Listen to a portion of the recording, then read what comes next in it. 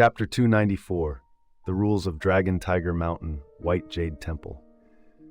Shifu, did you really tell them everything? Xuanqingzi watched Liu Renfeng, who was busy taking inventory of the goods, and asked. Sooner or later, they would have found out. The secrets of the other shore are slowly being revealed. Truth be told, I've already guessed some things, but the deeper I think, the colder my spine gets. Back then, your master risked everything to find the truth, but after he learned it, his spirit was broken. He took his own life. Xuanqingzi helped with the inventory, a flicker of curiosity in his eyes. Shifu, is our world truly a lie? Liu Renfeng shook his head. He did not answer directly. Instead, he recited a poem. Above the heavens, the white jade capital, 12 towers and 5 cities. The immortals pat my head, we bind our hair and vow eternal life. Xuanqingzi let out a dry laugh. Isn't that a poem by a Tang Dynasty poet? And what does it have to do with my question? Liu Renfeng's demeanor had completely changed. Gone was his usual frivolity. Now he was steady, serious, like a different person. Nephew, you've heard many myths and legends since you were a child, haven't you? Yes, my master and the other uncles in the temple told me many, but they were all just folk tales, embellished by the people. What if we are the embellished ones? Xuanqingzi froze. The marble bracelet on his wrist slipped from his grasp and shattered on the ground. More and more details point to this, Liu Renfeng said slowly, his voice firm. The ghost dwelling is a divine hall. Every time the crimson door opens, it is because a god has answered a call. To them, we are the gods. Xuanqingzi retorted, his voice trembling. We are gods? Gods that were made up? But I don't feel any divine power. On the contrary, on the other side of the crimson door, I'm crushed by the ghosts until I can barely breathe. In what way are we like gods? Liu Renfeng countered. Can a ghost hunt and kill the natives on the other side of the crimson door at will? Xuanqingzi nodded. Yes, as long as it is stronger than the native, it can kill them at will. Then, can a ghost kill you at will? Xuanqingzi was stunned. Aye. Liu Renfeng continued. You always thought we were protected by the rules of the crimson door, but the natives there aren't protected at all. So how could those rules protect outsiders like us? So, what if the so-called protective rules are actually a part of us? What if they are the fundamental power we possess as gods? No matter how powerful the ghost is on the other side of the crimson door, as long as you don't break its killing rule, it cannot touch you. From that perspective, aren't you stronger than most of the natives on the other side? Xuanqingzi's face went rigid. He nodded, a painful, reluctant gesture. Then, he stared at the shattered bracelet on the ground and fell silent for a long, long time. Though his face betrayed no expression, a storm was raging within him. If they were merely fabricated gods, then what exactly did the world beyond the crimson door need them for? He opened his eyes. The harsh, blinding light of the lamps made Ningqiu Shui squint. It took him a few seconds to adjust. Scanning his surroundings, he found himself in a classroom. Above him hung 3 rows of fluorescent lights, 3 bulbs in each row. All around him were students. 8 rows in total, 6 people per row. Bai Xiaoxiao sat 2 desks away, in the row behind him to the right. Every student's desk was piled high with books and notebooks. Among them, the most conspicuous was the student handbook.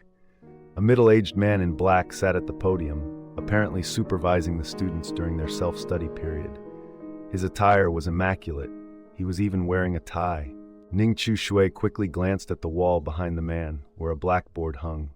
It was spotless, so clean that it held nothing but the board itself. There wasn't even a class schedule. What do you think you're doing? What's going on? It seemed quite a few students had lifted their heads to look around. The middle-aged man at the podium noticed and immediately slammed his hand on the desk, barking sternly. This is self-study time! Still 30 minutes until class is dismissed, and you're already getting restless? With this kind of discipline, you still want to take the citywide exam? Going out there would only disgrace our library. There are less than 100 days until the citywide exam. Have you all forgotten the oaths you swore at the last pledge ceremony? Hurry up and put your heads down and read. There's a math test this afternoon. Anyone who doesn't meet the passing score will face the consequences. The middle-aged man snorted coldly. The students below immediately bowed their heads and started reading. Ningqiu Shui also opened the book on his desk, but he didn't look at the math textbook. Instead, he immediately opened the student handbook to examine it first. What was recorded in this handbook was what truly concerned their lives. Flipping open the handbook, it was filled with densely written rules. Among them, 5 rules were circled in red pen. 1. Every exam in the library must meet the passing score. Failure to do so will result in being locked in the dark room. 7. Respect your teachers. During your time in the library, you must not talk back to the teachers. Failure to comply will result in being locked in the dark room. 9. Get along harmoniously. Physical conflicts with fellow students are not allowed in the library. If discovered, you will be dealt with severely. 11. You must be in your seat during class time. Violators will be dealt with severely. 13. Before the end of class on Friday afternoon, you are not permitted to leave the school grounds for any reason. Violators will be dealt with severely. Of these 5 rules, 2 resulted in being locked in the dark room, while the remaining 3 carried the punishment of being dealt with severely. Based on Ningqiu Shui's intuition, being dealt with severely almost certainly meant death. Perhaps even a ghost artifact would be useless. As for being locked in the dark room, there might still be a sliver of hope for survival. After his previous experiences with the Crimson Door, Ningqiu Shui knew that ghost artifacts couldn't always protect their lives. Within the Crimson Door of the Lady in Black, if the young master's world within the painting vanished along with his death, and they hadn't escaped by then no amount of ghost artifacts would be of any use, unless it was an exceptionally powerful ghost artifact. But Ningqiu Shui didn't have one. He etched these rules deep into his heart, and only then opened his math book. The pages were densely packed with notes. Ningqiu Shui had always had a knack for learning and memorization. After all, he was a veterinarian. Every time he encountered a new patient, he had to absorb a mountain of information. That information was a matter of life and death for the animals. He could not afford a single mistake. The content in the book was just basic middle school math. Even someone who had never been to school, as long as they had a shred of logical thinking, could learn it quickly. About half an hour later, the bell for the end of class still hadn't rung. The middle-aged man on the podium glanced at his wristwatch, then addressed the students. "All right, class dismissed. Go eat quickly. After you finish, come back and continue studying." With that, he was the first to leave the classroom. It was only then that Ningqiu Shui realized a rather peculiar problem. Not only was there no class bell in the room, there wasn't even a clock. After the middle-aged man who oversaw the self-study session left, Ningqiu Shui noticed there was no clock hanging on the classroom wall. Furthermore, there was no class schedule. At first glance, it seemed like nothing, but thinking about it, a creeping sense of wrongness settled in. He watched the students around him stand up one by one, heading to the cafeteria. He casually grabbed one of them. "Hey, Lu Chun, why doesn't our class have a schedule or a wall clock?" The chubby boy named Lu Chun turned to look at Ningqiu Shui, a puzzled expression in his eyes. "Why would we need a schedule and a wall clock?" Ningqiu Shui said, "So we know what the next class is to prepare in advance." Lu Chun shook his head, pulling his arm free from Ningqiu Shui's grasp. "Only the teachers have the schedule. The teachers arrange things themselves every day. We just need to complete the learning goals they set. As for a clock, it's even more unnecessary. After all, everyone is seizing every second to study. Who has the leisure to pay attention to the time?" Having said that, Lu Chun patted Ningqiu Shui on the shoulder, offering some advice. "Ningqiu Shui, there are less than 100 days until the citywide exam. Don't think about useless stuff anymore. Focus on your studies. The Blood Cloud Academy is the best high school in the city. Don't bring shame to the school." In the academy, everyone wore a unique uniform. Their names and student numbers were embroidered on their chests, so even if they didn't know each other, they could call each other by name. Lu Chun finished speaking and left the classroom, seeming to treasure every moment of time. Most of the other students in the class did the same. Soon, only 13 people remained in the classroom. They looked at each other, and immediately recognized that they were all from the ghost dwelling. 13 people. As expected, when the Crimson Door has a fragment, the players won't be few. A man with curly hair spoke up, his tone sarcastic and provocative. This man's name was Zheng Can. Since we're all here to compete for the fragment, there's no need for more talk. For the remaining 5 days, it all depends on our own skills. As soon as he finished, another male student with glasses, short in stature and timid in demeanor, raised his hand. I want to make something clear. I'm not here for the fragment. You can all take it if you want. I entered because it was my turn. You understand what I mean, right? I won't compete for the fragment with anyone, so I hope you won't make things difficult for me. Everyone looked at the boy. His name was Yang Yi Bo Wen. Yang Yi was his surname. All right, stop pretending. We've all passed the 5th door already. Playing innocent is pointless now. Zenkin looked impatient. I've seen plenty of people like you, acting like a lamb on the surface, but a hungry wolf behind it. Yang Yi Bo Wen grew a little flustered. He quickly waved his hands and stammered, I'm telling the truth.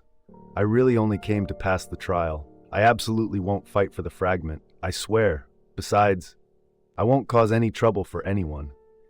It seemed he had been betrayed by others in the Crimson Door before, and he understood the malice of human hearts all too well. Now, he was afraid, terrified of being dragged into the battle for the fragment. At that moment, a petite and pretty girl sitting across from him stood up and said, Come on, if you don't want to get caught up in this pointless fight, just stay away from everyone, right? Time here is tight. Don't forget the hints the Crimson Door gave us. Let's go eat now. We still have exams this afternoon. This girl was Yang Mi. She didn't want to waste time on useless arguments. After speaking, she walked straight to the door, then glanced at Bai Xiaoxiao. Bai Xiaoxiao winked at Ning Chushui, and the two of them left the classroom together.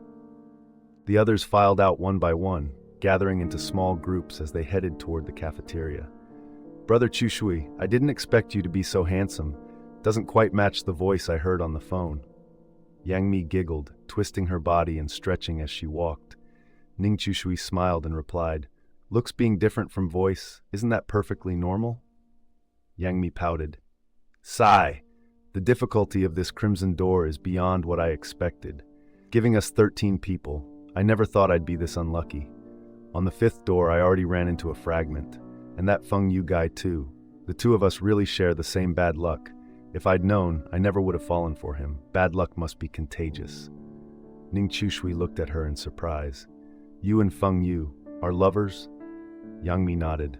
We just confirmed our relationship. That kid is so rude. Last time, he dared to bring flowers to my office door and confess his feelings. Humph. I should have taught him a lesson back then. Made him lose face. Yang Mi seemed to blame her bad luck on Feng Yu, claiming he was the reason she encountered a Crimson Door with fragments, but her voice carried no trace of real resentment. Feng Yu didn't come with you? Ning Chushui asked again. Yang Mi shook her head.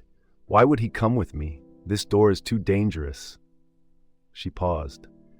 Then, suddenly lowering her voice, she asked the two of them, Oh, right. I have something I want to ask you both.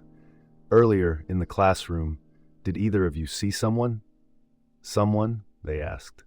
Actually, I'm not sure either. He was standing in the empty area at the back of the classroom, like a student being punished by the teacher to stand. But there were no empty seats in the class. I was afraid he wasn't human, so I didn't dare turn my head to look. I just kept my head down, staring at his feet. His feet were very strange. One foot had no shoe on it. It was filthy, covered in dirt and grime. Hearing this, Ning Chushui and Bai Xiaoxiao's expressions shifted. I did turn around earlier, but I didn't notice anyone at the back of the class, Ning Chushui said. Yang Mi's face stiffened. Does that mean I really encountered something unclean? Looks like I really did catch Feng Yu's bad luck. The moment I step into a Crimson Door, she rubbed her arms. Goosebumps rose all over her skin. Yang Mi didn't tell them this. That person had been standing very close to her, almost pressed against her back. Their classroom was on the 3rd floor. They went downstairs to the cafeteria. Inside, a massive clock hung on the wall. The clock hands moved steadily. The ticking sound was loud. The students in the cafeteria all kept their heads down, eating. Very few spoke. Though the place was crowded, it wasn't noisy like one would expect. Everyone ate quickly, as if they wanted to finish fast and return to class to continue studying. The enormous clock above them kept ticking. The sound was amplified. The three of them ate their food, listening to the ticking. Bai Xiaoxiao looked up at the clock and couldn't help saying, "This academy is so strange. There's no clock in the classroom, but they hang one in the cafeteria. Eating here feels like someone is rushing you." "Eat quickly," Ning Shui said. "We need to get back to class." They finished their lunch hastily and hurried back to the classroom. When they returned, the room was nearly full. Everyone had their heads down, studying intently. Ning Shui scanned the classroom. She didn't see the strange dark figure Yang Mi had mentioned earlier. Why was it targeting Yang Mi, she wondered. Since there was no homeroom teacher, Ning Shui wandered around to observe.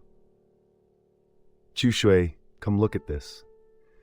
Bai Xiaoxiao's voice suddenly came from the bulletin board at the back of the classroom. Ning Shui walked over and followed her gaze. On the corner of the bulletin board, a notebook was pasted. To be precise, it wasn't a single notebook, but a stack of papers piled one on top of another. Ning Shui reached out and flipped through them. This stack recorded the rankings and scores for each exam, along with the dates. What caught the attention of the two of them was that, in the two most recent exams, mathematics and physics, the top scorer was Yang Mi. But what was even more interesting was this. About a month ago, this class had a total of 50 students, but now, only 48 remained. Ning Shui carefully flipped through the list on the score sheet, cross-referencing it. He found the names of the two missing students. One was named Zheng Xiaofeng. He was an excellent student, ranking first in the class for 3 consecutive exams. The other was named Huang Ding. She was a very poor student, the complete opposite of Zheng Xiaofeng. Flipping through the score sheet, her name always appeared at the very bottom. Both of these students had disappeared during an exam, 1 month ago. Strange. Ning Shui was lost in thought when Bai Xiaoxiao, who had been standing guard at the door for him, suddenly rushed back to her seat. "Chu Shui, someone's coming!" As she passed by Ning Shui, she lowered her voice to warn him. Ning Shui immediately returned to his seat as well. The moment he sat down, a familiar dark figure stepped into the classroom door. It was the middle-aged man who had been watching over them during self-study earlier. Unsurprisingly, this man was their homeroom teacher. "You kids in the back, what are you still dawdling for? What time is it, and you still haven't sat down to study?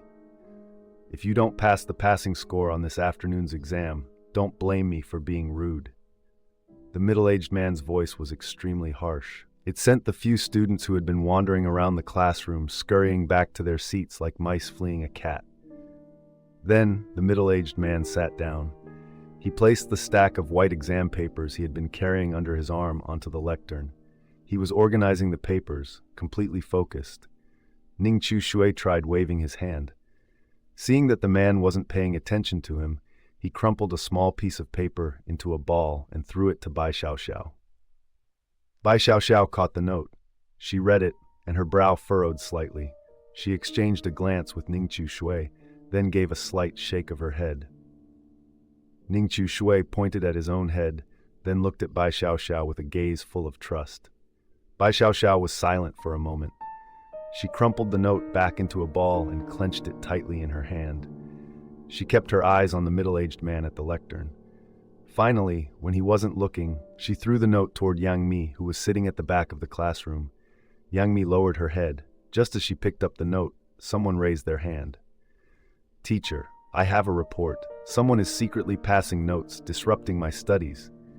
Hearing that voice, Yang Mi's back suddenly went rigid. She turned her head stiffly and discovered that the person who had reported her was none other than Zheng Can. "Zheng Can, what do you mean by this?" Yang Mi clutched the note tightly in her hand, her heart pounding. She could feel the gaze of the man on the lectern, boring into her. Zheng Can shot her a cold glare. "This is class time. The two of you were passing notes with such obvious movements. Do you not realize you're disturbing the other students?" Seeing Zheng Can's demeanor, Yang Mi knew instantly that he was using this chance to test the homeroom teacher's limits. Rage and helplessness churned inside her. The man's footsteps echoed. He walked coldly up to Young Mi and extended his hand. "Give it here." Young Mi felt the terrifying aura radiating from him. Her body trembled involuntarily, but still. She gritted her teeth and pretended not to hear. "I'll say it one more time. Give it here." "Do you want to be locked in the dark room?" The homeroom teacher's voice grew icier with each word. The moment Yang Mi heard those 3 words, dark room, she sensed a deadly threat. Finally, she had no choice but to hand over the note. Her face was pale as she awaited her final judgment. The homeroom teacher unfolded the note, glanced at it, and then narrowed his eyes. "Who gave this to you?" Yang Mi stayed silent. Seeing the situation turn dangerous, Bai Xiaoxiao stood up on her own. "It was me, sir." The homeroom teacher turned his head and looked at Bai Xiaoxiao. "Don't disturb your classmates while they're studying. If you have a problem, come to the podium and ask me." With that, he held up the note. "I don't want to see this a second time. Understood?" Bai Xiaoxiao nodded, her expression respectful. "Yes, sir, I understand." The middle-aged man finished speaking, then glanced at Bai Xiaoxiao. "Bring your book to the podium." He then stuffed the note into his pocket. Watching him turn around, both Yang Mi and Zheng Can were slightly stunned. That was it? Catching students passing notes during class, and he just let it go that easily? Zheng Can stared at the middle-aged man's retreating back, a sinister smile curling at the corner of his mouth. "A sharp tongue, but a soft heart, huh? Looks like he puts on a fierce front, but he's not as scary as I thought. Then again, this is the first NPC we've encountered. He must hold key information. There's no reason for him to be cruel to us." Bai Xiaoxiao picked up her book and followed behind the middle-aged man. She turned her head to look at Yang Mi, her expression worried, signaling "don't worry." Inside, Bai Xiaoxiao breathed a sigh of relief. No one else knew what had really happened. The reason the homeroom teacher didn't punish her wasn't because he was lenient, but because she had been careful. What she had thrown to Yang Mi wasn't the note Ning Chushui had given her. It was one she had written herself, a very ordinary math problem. Even if she was caught, she had a perfect excuse.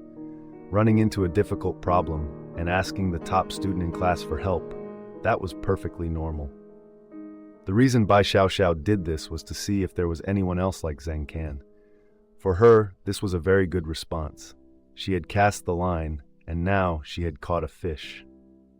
Next was how to deal with this fish. The homeroom teacher finished explaining the math problem on the podium to Bai Xiaoxiao and took the opportunity to criticize her a few times. Then he let her return to her seat. It was more or less what Bai Xiaoxiao had predicted. Her actions had violated the rules, yes, but in essence, they didn't contradict the teacher's requirement of studying diligently, so the punishment was relatively light. As she walked back to her seat, she winked at Yang Mi. Yang Mi understood. The classroom remained dead silent. Everyone kept their heads down, reading their books. Hardly anyone dared to look around. Yang Mi reviewed her math problems at her desk, occasionally lifting her head to glance at the man on the podium. But not long after, she felt a strange chill creeping up her back. It was as if something was standing right behind her, staring at her. This feeling was deeply unsettling. Instinctively, she looked down toward the back. It was those legs again. One foot was bare, from the instep all the way up to the calf, filthy, covered in dust and gravel. But this time, those legs seemed closer to her. Close enough that Yang Mi could see more clearly. The knee was stained with patches of blood, and the knee joint was twisted at an unnatural angle, clearly broken. A cold sweat broke out on her back, her forehead too, because the position where the figure stood was dangerously close to her. If nothing else, the upper body of that thing was almost pressed against her back. Yang Mi found it hard to believe. What had she done to attract the attention of a ghost? Still, she wasn't completely panicked. She still had a ghost artifact in her hand. In a critical moment, that ghost artifact could prove useful. But perhaps because the killing rule hadn't been triggered yet, the ghost behind her hadn't made a move, for now. Every second felt like an eternity to Yang Mi. She had no idea what time it was. There was no clock on the classroom wall, and when they first entered, the Crimson Door seemed to have deliberately confiscated anything related to time. Phones, watches, everything. Finally, the homeroom teacher on the podium spoke. "All right, Time for the math exam. You have 2 hours. I've already arranged the test papers. Put all your books and notes into your desk drawers. I don't want to see anyone cheating." With that, he began distributing the papers. At that moment, Bai Xiao suddenly raised her hand. "Teacher, I need to use the restroom." The middle-aged man glanced at her, frowning. "I warned you all. Drink less water during the day. Study time is precious. If you can hold your bladder, you'll have more time to read. After all, time is like water in a sponge." He hadn't even finished speaking when Yang Mi raised her hand, her face twisted in pain. "Teacher, I need to go to the bathroom too. I think I ate something bad at lunch. If I don't go now, it might affect my exam later." The homeroom teacher stood at the podium, glaring at the two girls. He was clearly displeased. But Yang Mi's words seemed to strike a chord. Perhaps he truly feared that stomach pain would ruin their test scores. So, he relented. 5 minutes. Hurry up." Bai Xiao and Yang Mi bolted out of the classroom. They ran straight to the restroom. The moment they stepped inside, they heard it. Tick, tock. They both turned. There was a clock on the wall in the bathroom too. That sound was coming from it. This library is so weird. Clocks everywhere, except in the classroom, and the ticking is so loud. Sounds like a ghost calling for your life. Bai Xiao's tone was laced with sarcasm. Beside her, Yang Mi pulled down her pants and flushed the toilet with a rush of water. She wasn't actually sick, but she did need to pee. "Sister Xiao, what did you want to tell me earlier?" Yang Mi asked, curious. Bai Xiao looked at her and shook her head gently. "It's not that I wanted to say something. Chu Shui gave me a note and told me to find a way to pass it to you." Yang Mi froze. Then her face filled with shock. "Oh my God, Sister Xiao, so the note I got earlier was fake." Bai Xiao pulled another crumpled piece of paper from her pocket and handed it over. "Who knows what kind of people entered the Crimson Door? You have to be careful. It's never a mistake to be wary of others." "Didn't we just catch a fish?" Yang Mi took the paper from Bai Xiao, unfolding it as she cursed. "That Zheng Can is such a scumbag. He actually used us as test subjects to probe the homeroom teacher's limits." She opened the note, read the contents, and froze. On the paper it said, "For this exam, keep your score above 60. Do not exceed 90. Control your score." This was Ning Chu Shui's message to her.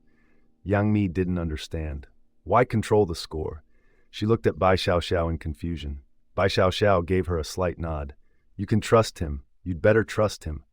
As for the reason, you can ask him yourself later." Hearing this, Yang Mi nodded. "All right, I'll try to control my score." She didn't know why Ning Chu Shui wanted her to do this, but since Bai Xiao said so, she decided to follow through. 1, because she trusted Feng Yu. 2, because she was genuinely terrified of whatever was behind her. The two girls quickly returned to the classroom and sat down, waiting for the exam to begin. Seeing them back, the homeroom teacher started handing out the test papers. "This exam isn't difficult, but I hope none of you cheat. I will say this once more.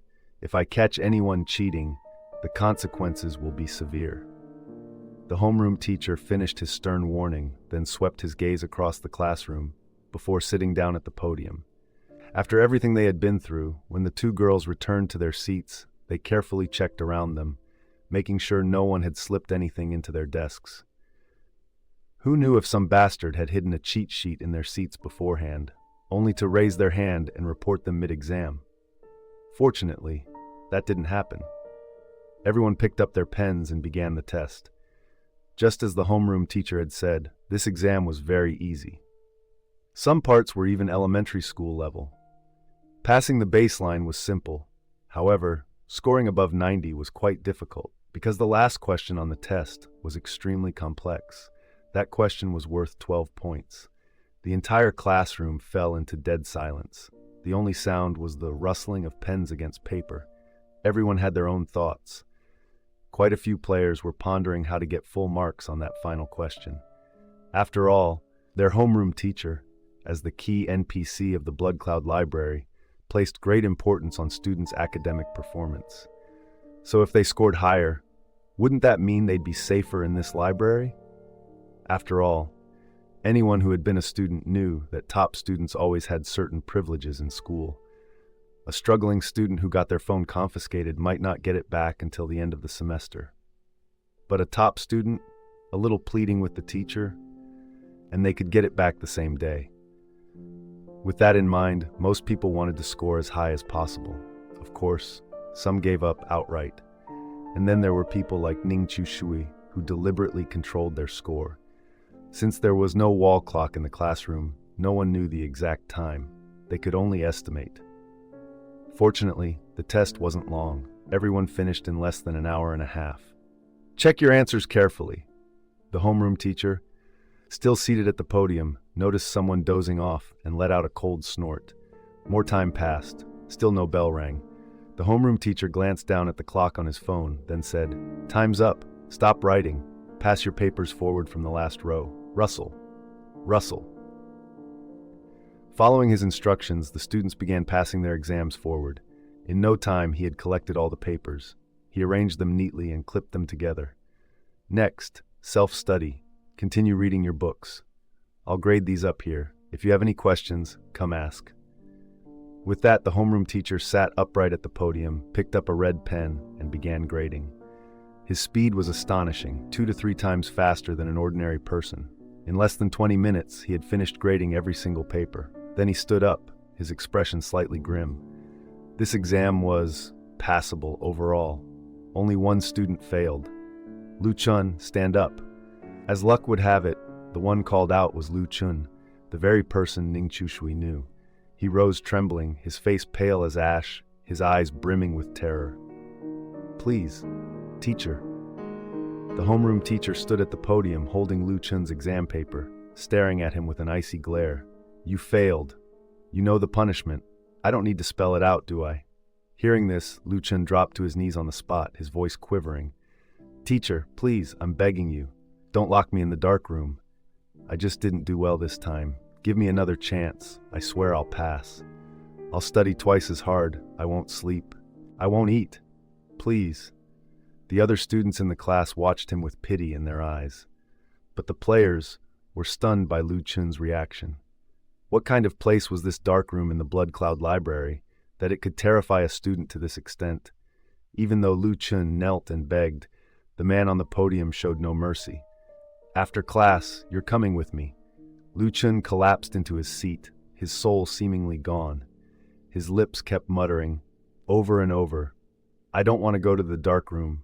I don't want to. I don't want to go to the dark room." About 10 minutes later, the homeroom teacher announced a 5-minute break. Then he walked to the classroom door and called out, "Lu Chun, come with me." Lu Chun's entire body jolted. He wanted to beg again, but when he met the teacher's cold gaze, his lips twitched several times, and in the end, he said nothing. He stood up silently, like a hollow corpse, and followed the teacher out. After the two left, a murmur of whispers immediately filled the classroom. Ning Chu-shui casually asked a girl sitting nearby, "Hey, Qianxin, why is everyone so afraid of the dark room?" The girl named Qianxin shuddered violently at the mention of the word dark room. "How do you not know about the dark room? That place is where the library punishes students who break the rules."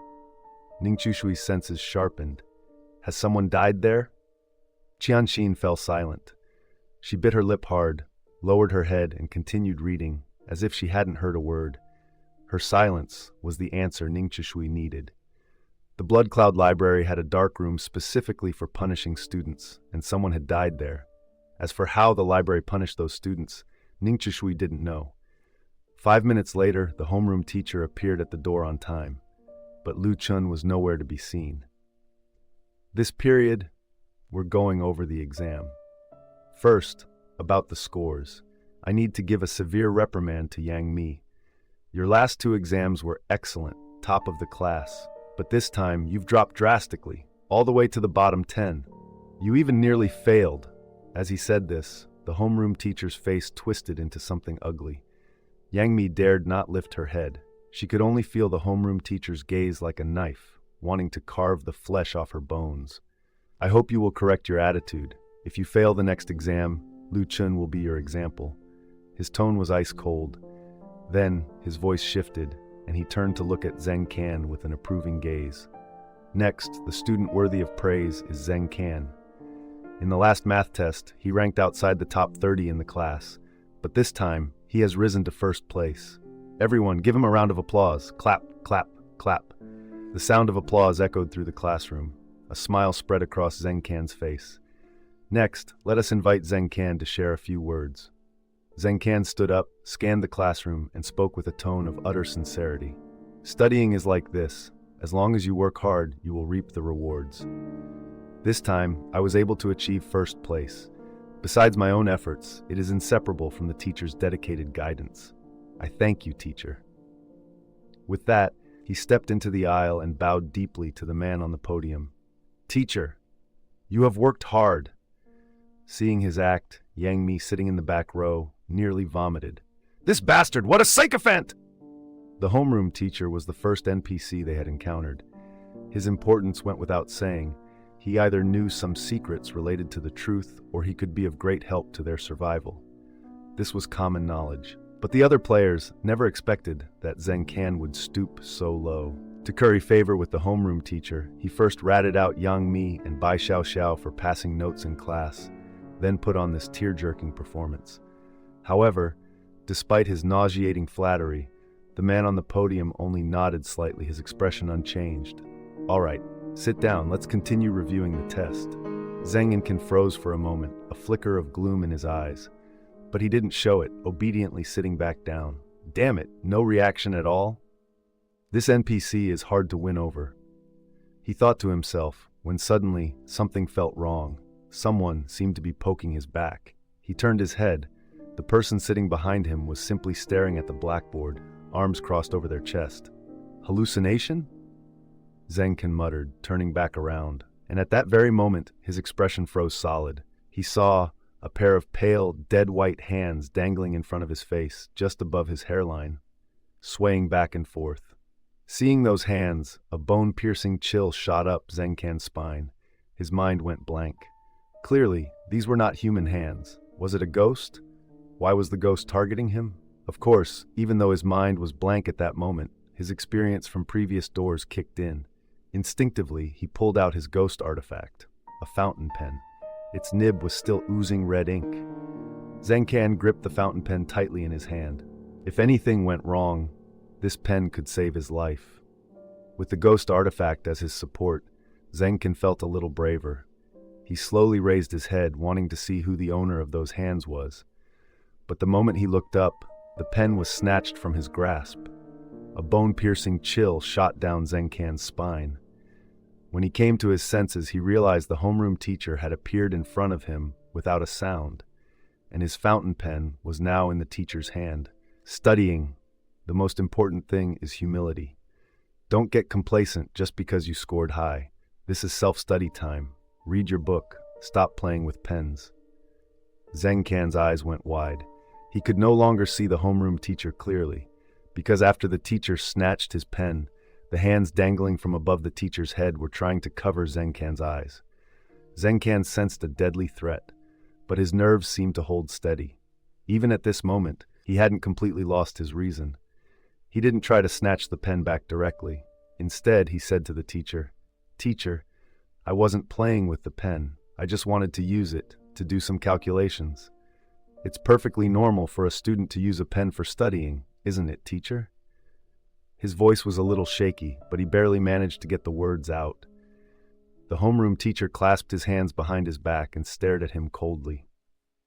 It seemed he couldn't see the thing above Zheng Can's head, nor the pale white hands covering his eyes. The school has already issued you gel pens. I've told you many times, studying means seizing every second. Fountain pens need to be filled with ink. They need to be cleaned. It's a waste of time. If you want to use a fountain pen, wait until after graduation. Then you can use whatever you like. No matter what Zheng Can said, the homeroom teacher seemed convinced that this fountain pen would waste his study time. He absolutely refused to return it. Under the shadow of death, fear slowly turned into rage. Finally, Zheng Can couldn't hold back anymore. He slammed his desk and stood up, angrily grabbing the homeroom teacher. "Damn it! I scored the highest! The highest! I can't even use a pen to write. What the hell did this pen ever do to you? What the hell did I ever do to you? Give it back, you idiot!" As he shouted, he snatched the pen back and even kicked the homeroom teacher twice.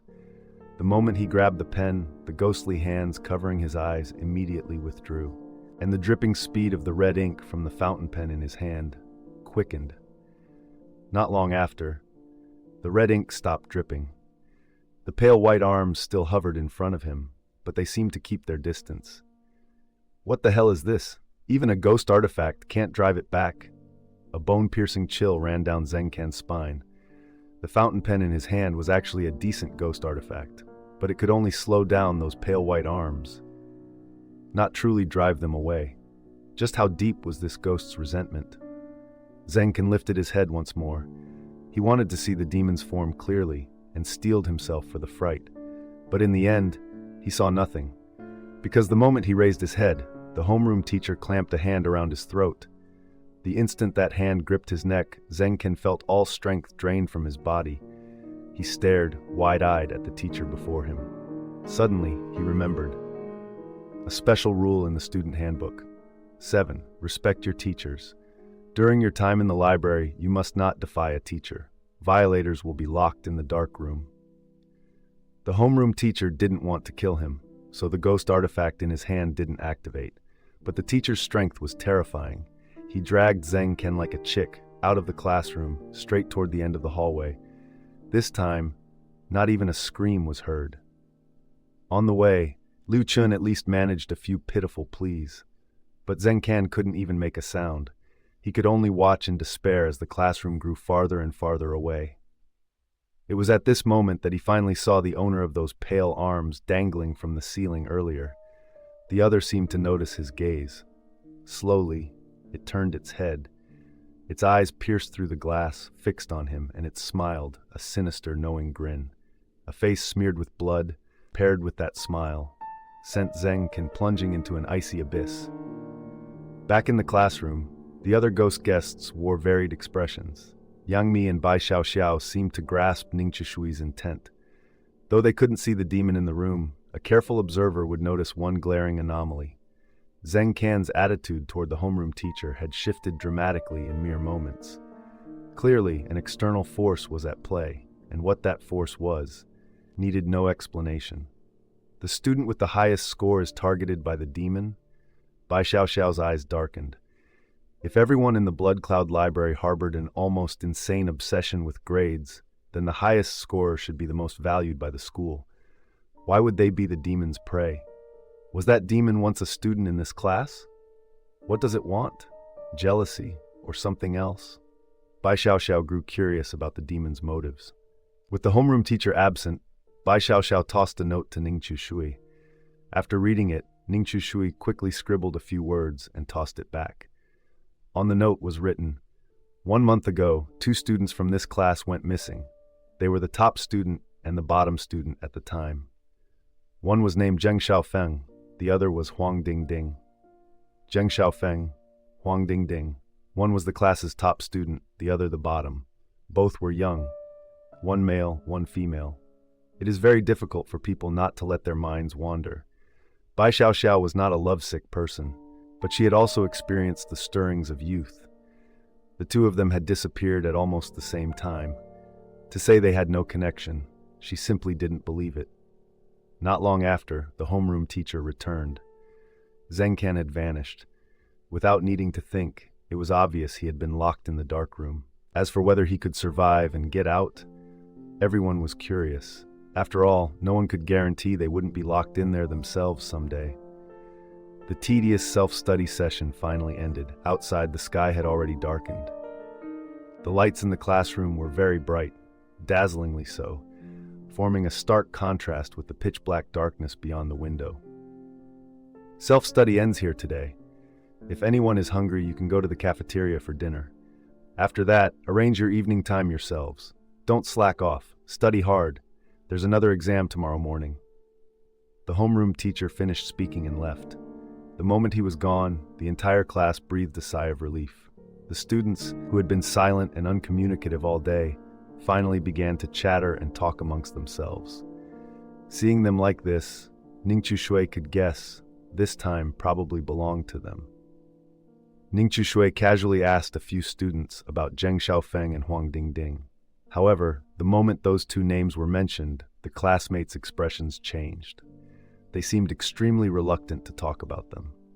Whether it was Ning Shui or Bai Xiao, the two of them asked many students, but the answer they received was always the same. I don't know. I don't know. That could answer most questions in this world. But looking at their expressions, it was definitely not as simple as not knowing. They clearly didn't want to say. Soon the students in the class left one by one. Bai Xiao sat down beside Ning Shui and let out a soft sigh. Every time I run into a situation like this, it's such a headache. These people clearly know something, but they refuse to talk. Yang Mi also leaned in close. Brother Chu Shui, thank you for this afternoon. But how did you know that getting the highest score would bring bad luck? Ning Chu Shui shook his head. I didn't know, but the gun always targets the leading bird. In this kind of situation, both the person with the highest score and the person with the lowest score are unsafe. The middle ground is relatively safe. After all, the Crimson Door wouldn't kill most of the ghost guests all at once. So standing in the crowd is indeed an effective way to avoid danger. Of course, that's one reason. The second reason is the scoreboard I found on the bulletin board at the back of the classroom. After entering the Crimson Door, you haven't done anything yet. That ghost targeting you must have another reason. I noticed on that scoreboard that you had the highest score 2 times in a row. Perhaps this is a special reason. Now it seems my guess was correct. There is a ghost in our classroom, and that ghost wants to kill the person with the highest score in the class. Yang Mi furrowed her brows. The ghost wants to kill the person who scores the highest. Why is that? Is it jealousy? Ning Chu Shui shook her head. I'm afraid it's not that simple. Actually, I'm very curious too. About a month ago, 2 students from this class went missing, and they were the top student and the bottom student. I can understand the bottom student disappearing. After all, the Crimson Cloud Library places great importance on student scores, even resorting to extreme punishments. Huang Ding Ding was locked in a dark room and died just for failing an exam. That's a normal outcome. But the top student, how exactly did he die? Was it related to Huang Ding Ding? Hearing this, Yang Mi suddenly remembered something and described it. Earlier, when I was examining his legs, I noticed a detail. I don't know if it's useful. His knees seemed to be broken. Also, one of his feet was bare and covered in dirt. It felt like he died from jumping off a building. Also, he was definitely male. Bai Xiao raised an eyebrow. Died from jumping off a building? Our classroom is on the 3rd floor. If his knees hit the ground first, it would be very hard to die, unless he ran up to the rooftop and jumped. Bai Xiao's analysis wasn't wrong. From just the 3rd floor, as long as his head didn't hit the ground first, dying instantly would be somewhat difficult. The students in our class don't dare talk about this. It's probably because the library ordered them not to. If it's a male ghost, it could be Zheng Xiao Feng. He had no reason to jump off a building, unless he died for love. But that's completely absurd. Killing yourself over a classmate? That's hard to believe. None of the 3 had any leads. Drowsiness gradually crept in, and they left the classroom. Bai Xiao suddenly wanted to use the restroom, so the 2 went with her.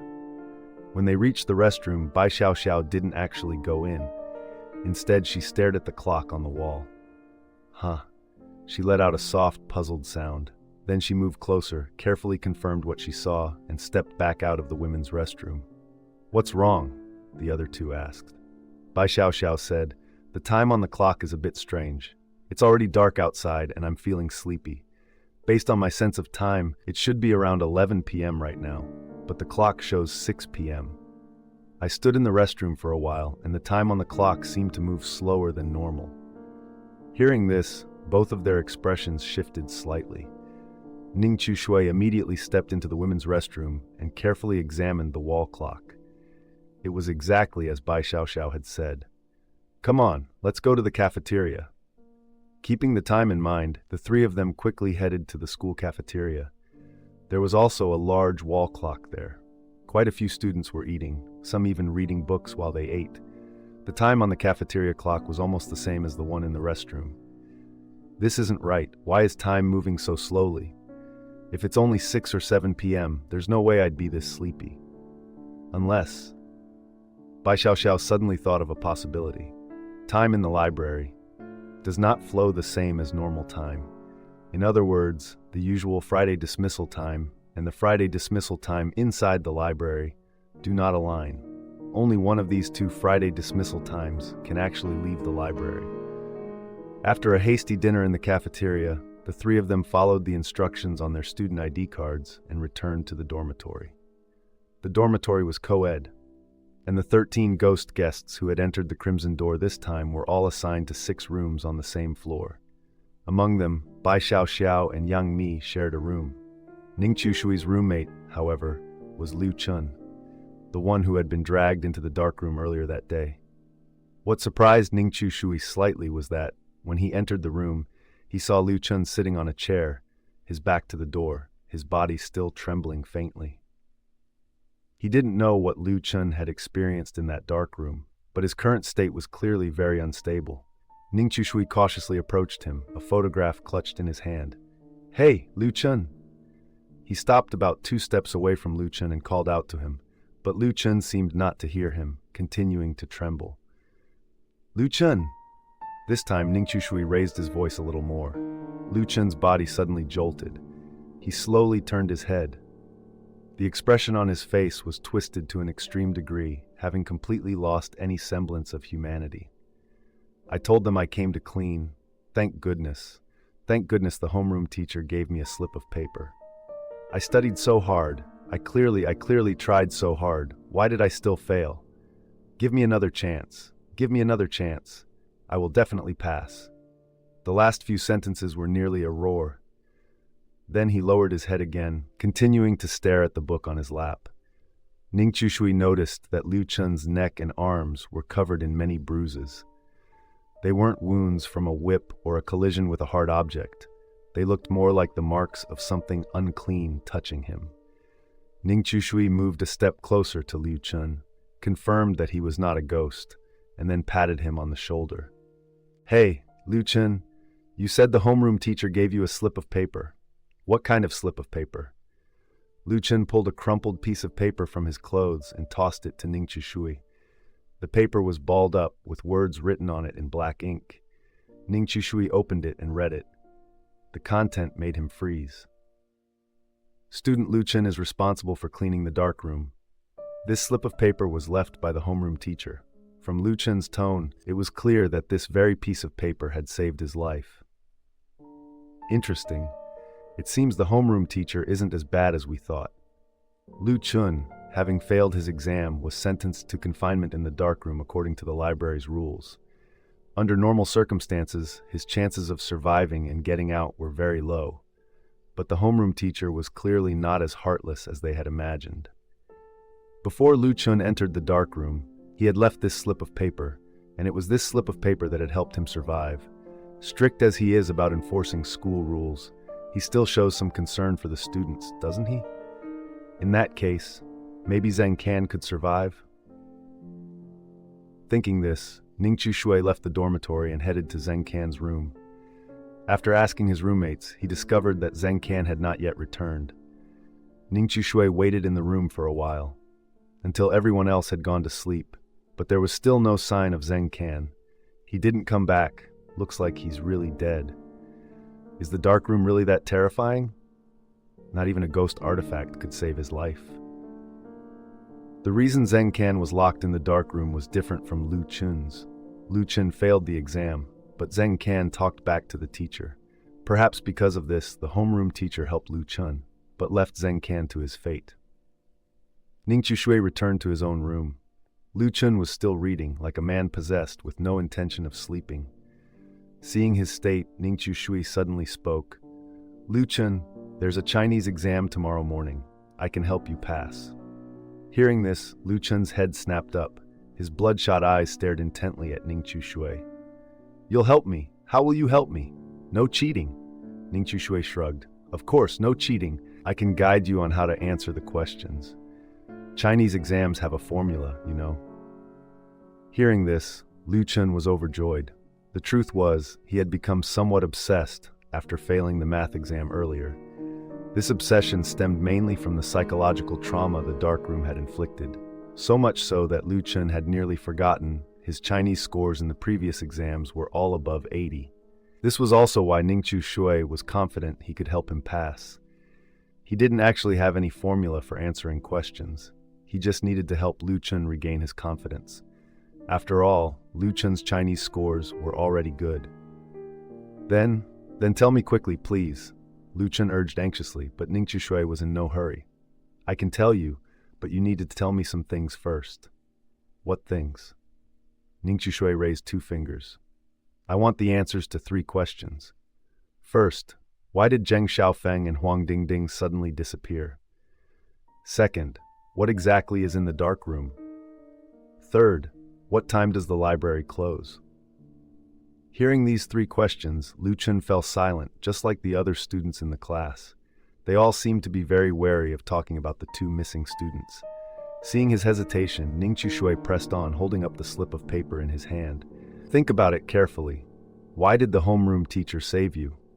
It's because he believed in you. He believed you weren't a bad student. Do you want to let him down? Looking at the slip of paper in Ningqiu Shui's hand, Lu Chun gritted his teeth, his expression turning resolute. I can tell you, but you have to keep it a secret. Never mention this matter again. Ningqiu Shui's eyes lit up. Don't worry, I always keep secrets. Lu Chun let out a long sigh. Then he walked to the door of the room and locked it. Let me answer your 3rd question first. The library lets out on Friday. You can leave the school then, but the school gate only opens for a very short time.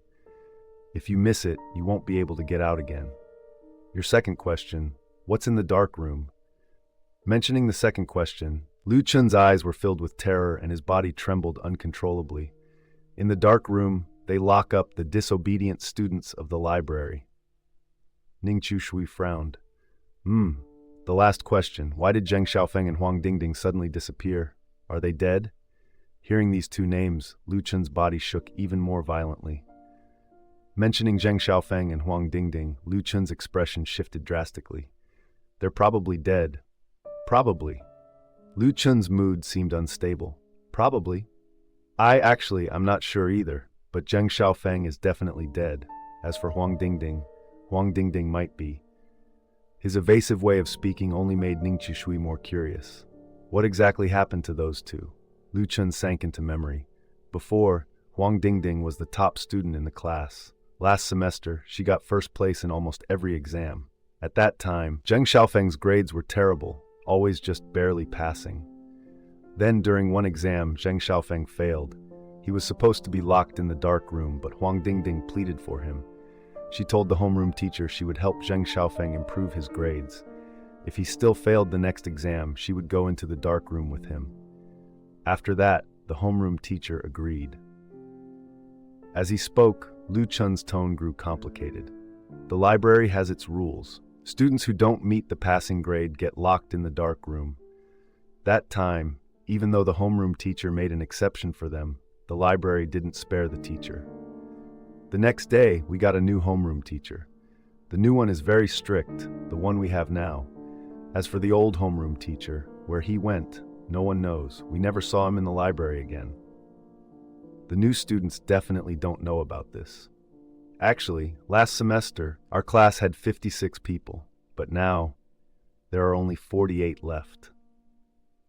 Even though this story wasn't directly related to the mystery behind the door, Ningqiu Shui couldn't help but ask one more question. The library dares to treat students like this. Don't your parents care? Lu Chun's eyes darted away, and he stammered. My mother told me that kids who do poorly in school are no different from trash in a garbage bin. Blood Cloud Library is the best high school in the city. The kids who graduate from here are the best students. They'll become the pillars of the country in the future. Hearing this, Ningqiu Shui let out a cold laugh. All right then, let's get down to business. How did that story continue? Lu Chun continued. After that, Zheng Xiaofeng's grades did improve during the final exams. He even surpassed Huang Dingding to become the top student in the grade. At the end of term assembly, the library rewarded him. But Zheng Xiaofeng didn't see his former homeroom teacher. When it was time for the class meeting, Huang Dingding asked the current homeroom teacher about it, but he didn't answer. He just told her to study hard and not let the teachers down. After that incident, Huang Dingding seemed devastated. She became listless, and her grades began to plummet uncontrollably. During that time, the homeroom teacher talked to her 2 or 3 times, but it was useless.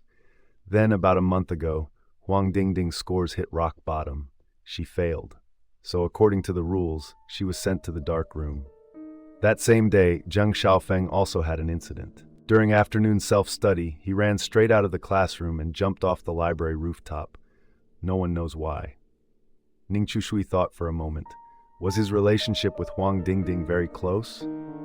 Lu Chun hesitated, then shook his head. His relationship with Huang Dingding was good, but not to that extent. Besides, when Huang Dingding was locked in the dark room, Zheng Xiaofeng didn't even plead for her. He showed no reaction at all. His jump definitely wasn't because of her.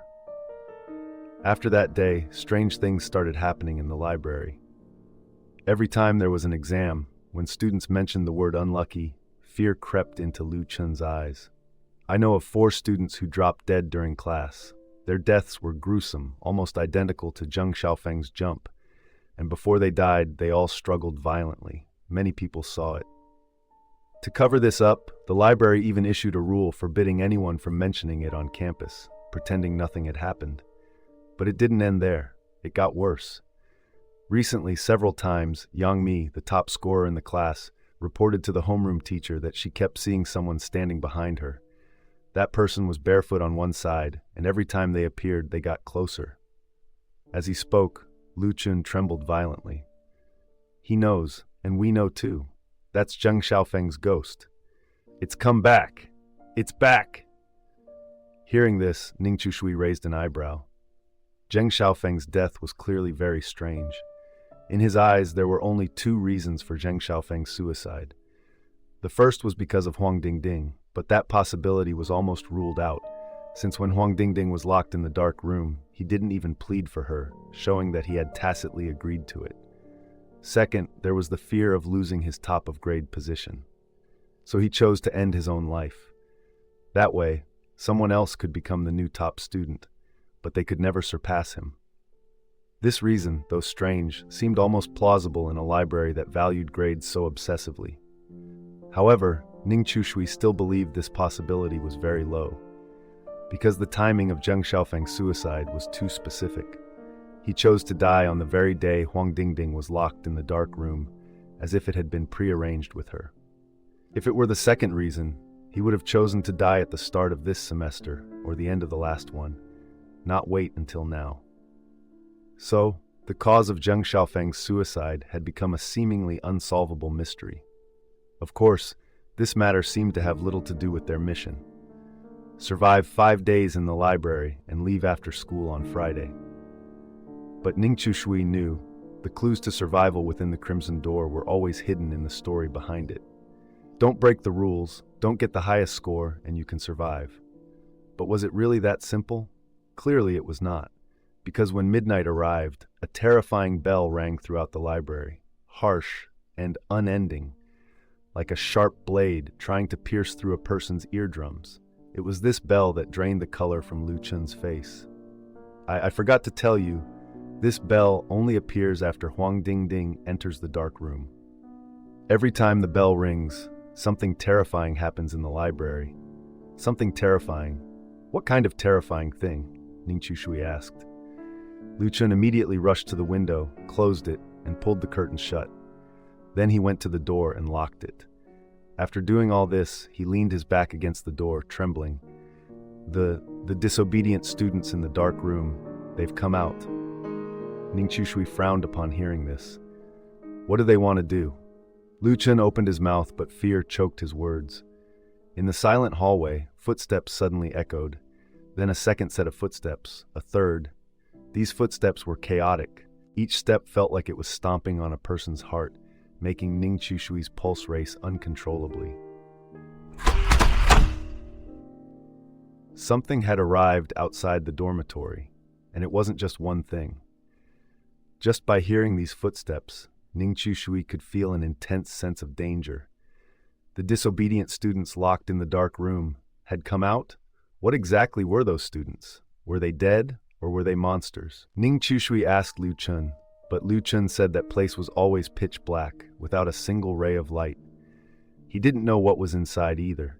He only knew that very few of the students locked in the dark room ever came out.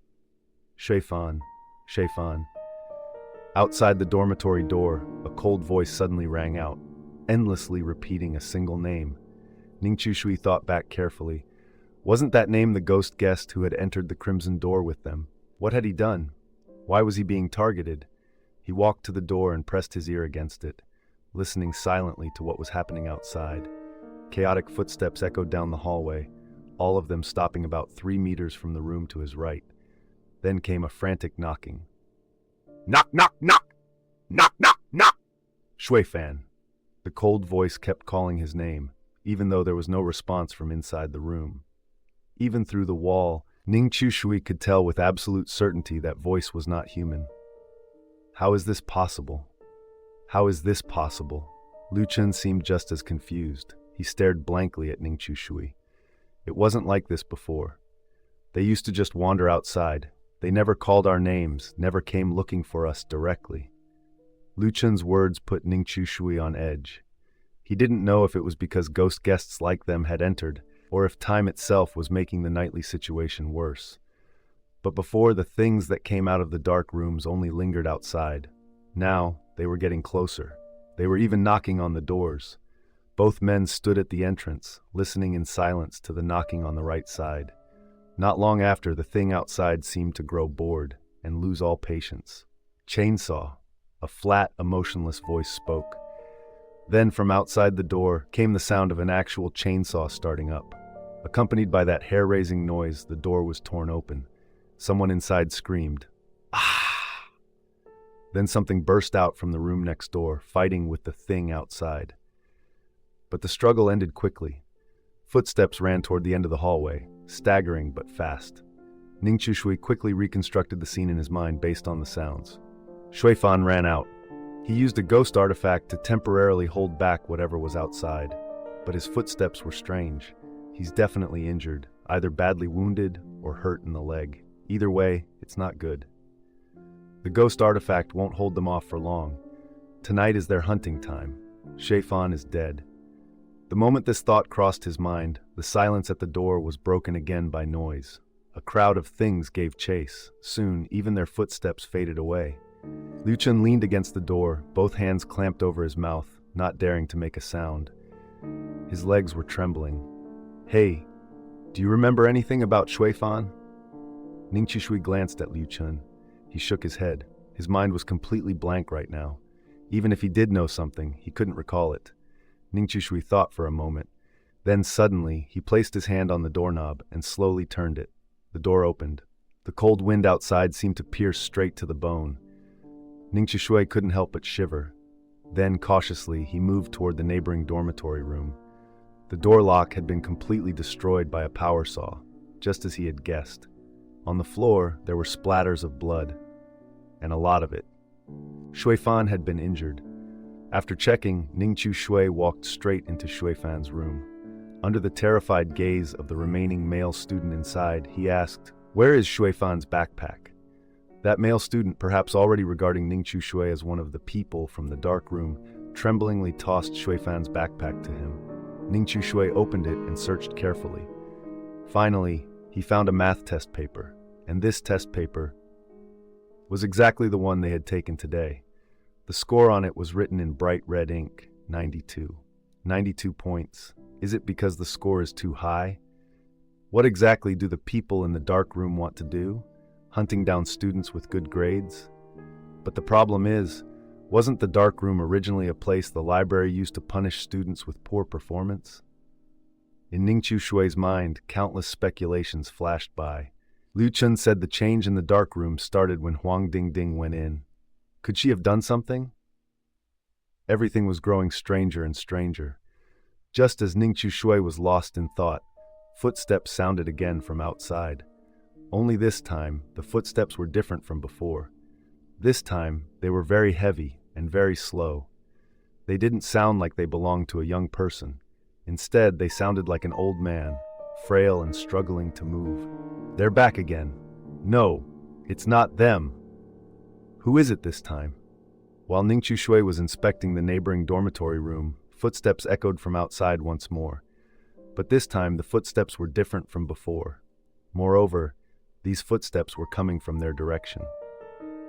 Ningqiu Shui's dormitory was the first room, located on the west side. Based on the sound of the footsteps, in just another 10 meters or so, the person would reach Ningqiu Shui's room. Ningqiu Shui had no idea what the situation outside truly was. He didn't dare to stick his head out and look. After a moment of hesitation, his gaze fell on the male student still in the room. Who is it outside? The question was blunt. The male student scrambled back onto his bed. The dormitory warden. It's the dormitory warden doing room checks. His tone was just as panicked as before. Hearing the words dormitory warden, Ningqiu Shui's heart sank. If the dormitory warden came to check the rooms and found him missing from his own, would that trigger some kind of lethal rule? In an ordinary crimson door, ghostly entities usually wouldn't target a single ghost guest repeatedly. After being attacked by a ghost, once you had used a ghost artifact to fend it off once, the chance of being attacked a second time in a short period was very low. But this door was different. The fragment had influenced the ghost entity behind the crimson door. The so-called increased difficulty could also be understood as the rules binding the ghost having been weakened. What just happened was proof. Shui Fan had used a ghost artifact to fend off the demon outside and escape. But the moment the demon regained its movement, it chased after him. The same thing could happen now. I can't return to the room in front of the other party. Ningqiu Shui glanced toward the window. His room was on the second floor, a safe enough height. With that thought, he immediately moved to the window, pulled back the curtain, and climbed out. Fortunately, the dormitory rooms weren't large, and the distance between them was relatively close. For Ningqiu Shui's jumping ability, leaping across and grabbing onto the windowsill wasn't difficult. However, after climbing out the window, Ningqiu Shui spotted two dark figures standing beneath the dim, yellow streetlight in the distance. One tall, one short, like a man and a woman. They just stood there under the light, staring in his direction. Though they were far away, Ningqiu Shui still felt their gazes piercing through his skin, sending chills down his spine. But he had no time to dwell on that. Danger was closing in. He had to get back to his room before the dormitory manager came to check. He took a deep breath, steadied his energy, and leaped. Ningqiu Shui's body moved like a nimble wildcat, cutting through the night and landing softly on his own windowsill. But then he realized the window had been locked from the inside by that Lu Chun! Thump! Ningqiu Shui knocked on the window, his rhythm completely different from the people in the dark room earlier. He counted silently in his mind. If the other party didn't open the window within 3 seconds, he would smash it and force his way in. Fortunately, Lu Chun was loyal enough. After a brief hesitation, he scrambled over in panic to check the window. "Hurry up! The dorm manager's here," he hissed through clenched teeth. Pulling Ningqiu Shui inside, the two of them scrambled onto their beds, pretending to be asleep. No sooner had they lain down than the sound of a key turning in the lock echoed from outside. Click. A soft noise. The door swung open. A bone-piercing chill flooded the room. Ningqiu Shui wanted to open his eyes and see what exactly was standing at the door, but then heavy footsteps entered the dormitory. Thump! Thump! There was even a distinct dragging sound as it moved. Ningqiu Shui didn't dare open his eyes. One hand gripped the ghost artifact tightly as he tried to steady his breathing, making himself look like he was asleep. The footsteps in the room first went to Lu Chun's bed. Whatever the dorm manager was checking, it took about half a minute before he moved to Ningqiu Shui's side. This time, that icy chill felt like thousands of ants gnawing at his body, and a thick, coppery scent of blood hung in the air. But Ningqiu Shui's psychological fortitude was beyond that of an ordinary person. From start to finish, his breathing remained steady. Just like that, the dorm manager confirmed their identities and slowly walked back toward the door. This time, Ningqiu Shui opened his eyes. Just a tiny slit. Because he had just climbed in through the window, the curtains hadn't been drawn yet. By the light of the moon, Ning Chu Shui saw that the person moving around their room was a very tall man. He was wearing a thick cotton coat, his entire body wrapped up tightly. In one hand he held a pen, in the other, a ledger. A bunch of keys hung around his neck. Overall, there was nothing unusual, except for the chains wrapped densely around his waist. The chains were covered in sharp spikes like rose thorns, digging tightly into his body. The thick, nauseating smell of blood came from those wounds. What the hell is going on in this Blood Cloud Academy? Ning Chu Shui frowned. It feels like none of the teachers here are even human. After the dormitory manager left, Lu Chun finally let out a sigh of relief. Damn, good thing I'm smart. If I hadn't opened the window for you. Before he could finish, Ning Chu Shui asked, He's not coming back, is he? Lu Chun was stunned for a moment, then nodded. He won't be back tonight. Thank you, Lu Chun. No big deal. Oh, right. Can you tell me how to do that problem? Lu Chun was still worried about tomorrow's exam. Ning Chu Shui gave him some advice. Though it sounded like nonsense, Lu Chun felt as if a light bulb had gone off in his head. He felt much more confident. Good, good. He clenched his fist in excitement, but then suddenly heard Ning Chu Shui ask another question. Our academy, when did it become like this? Lu Chun let out an "oh," his expression stiffening slightly as he looked at Ning Chu Shui. Like what? Don't you really think this academy is strange? Lu Chun felt a little guilty under Ning Chu Shui's gaze. He stammered, It's normal.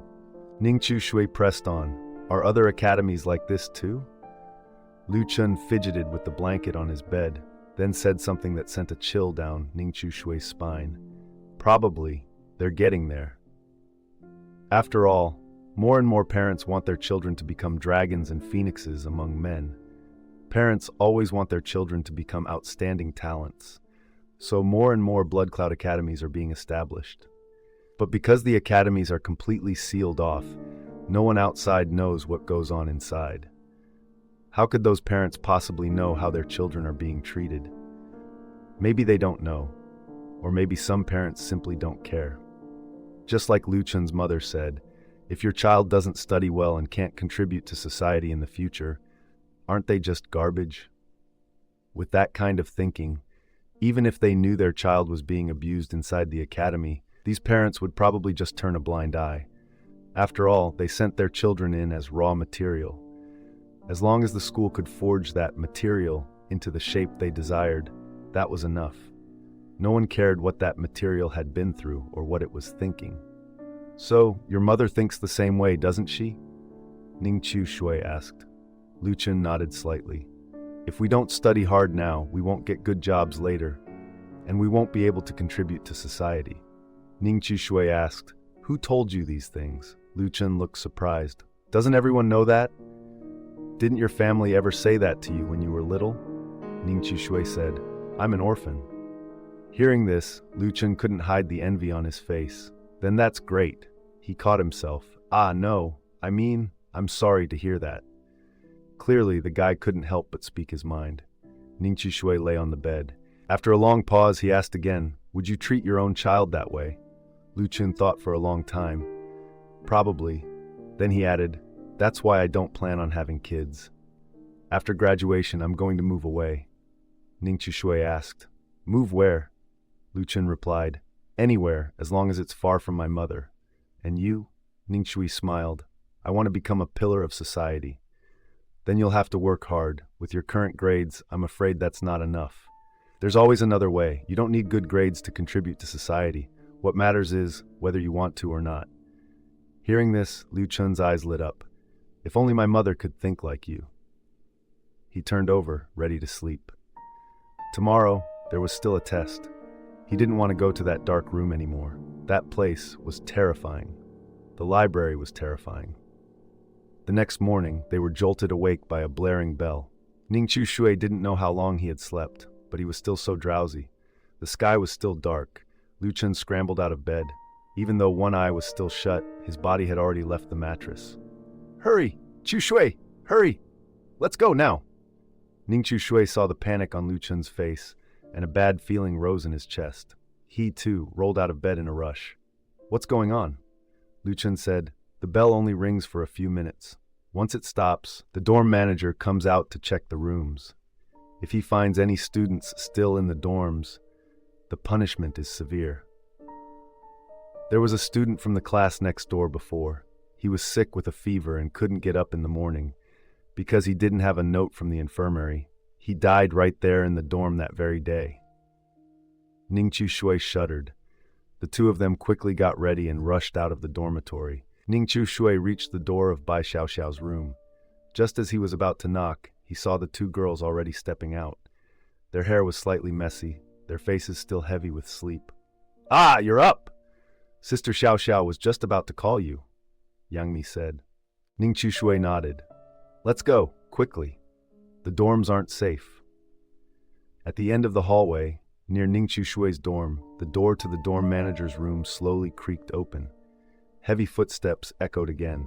A suffocating pressure spread with each step. The group didn't hesitate any longer.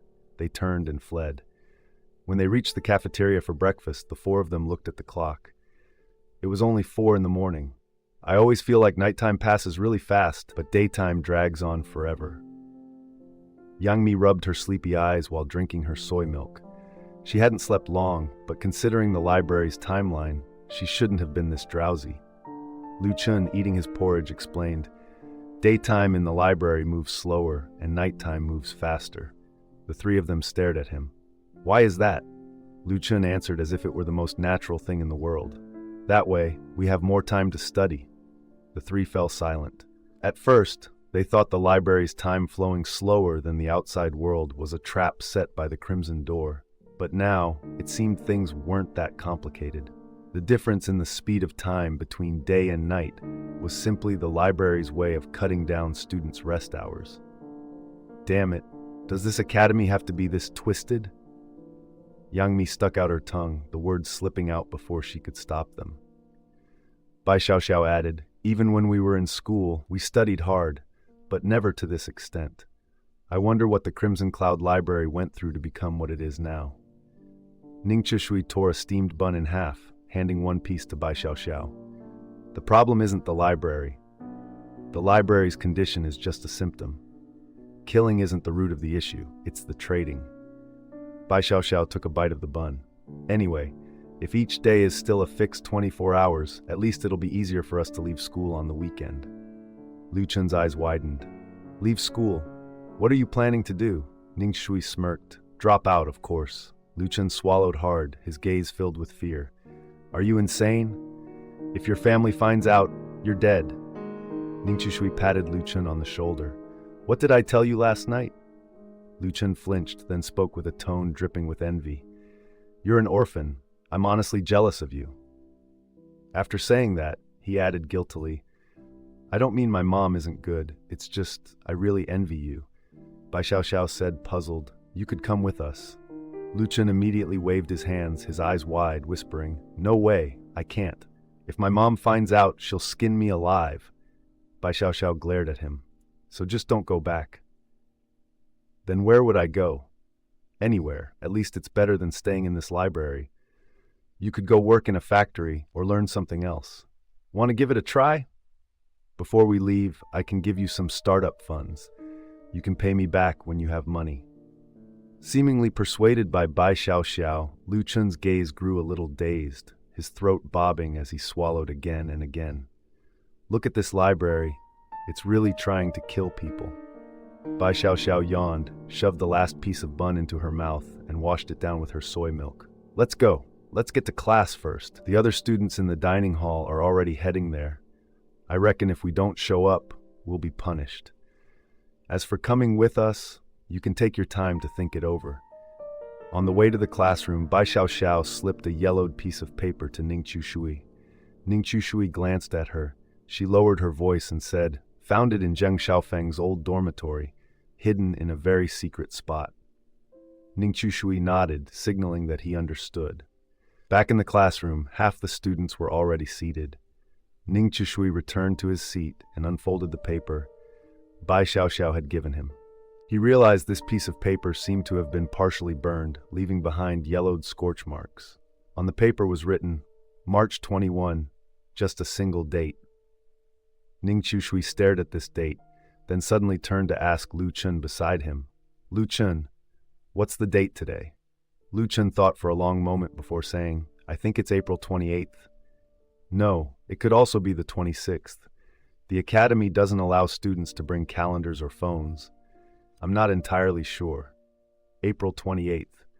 This number slowly dissolved in Ning Chushui's mind, turning into a puddle of water, then condensing into a single image.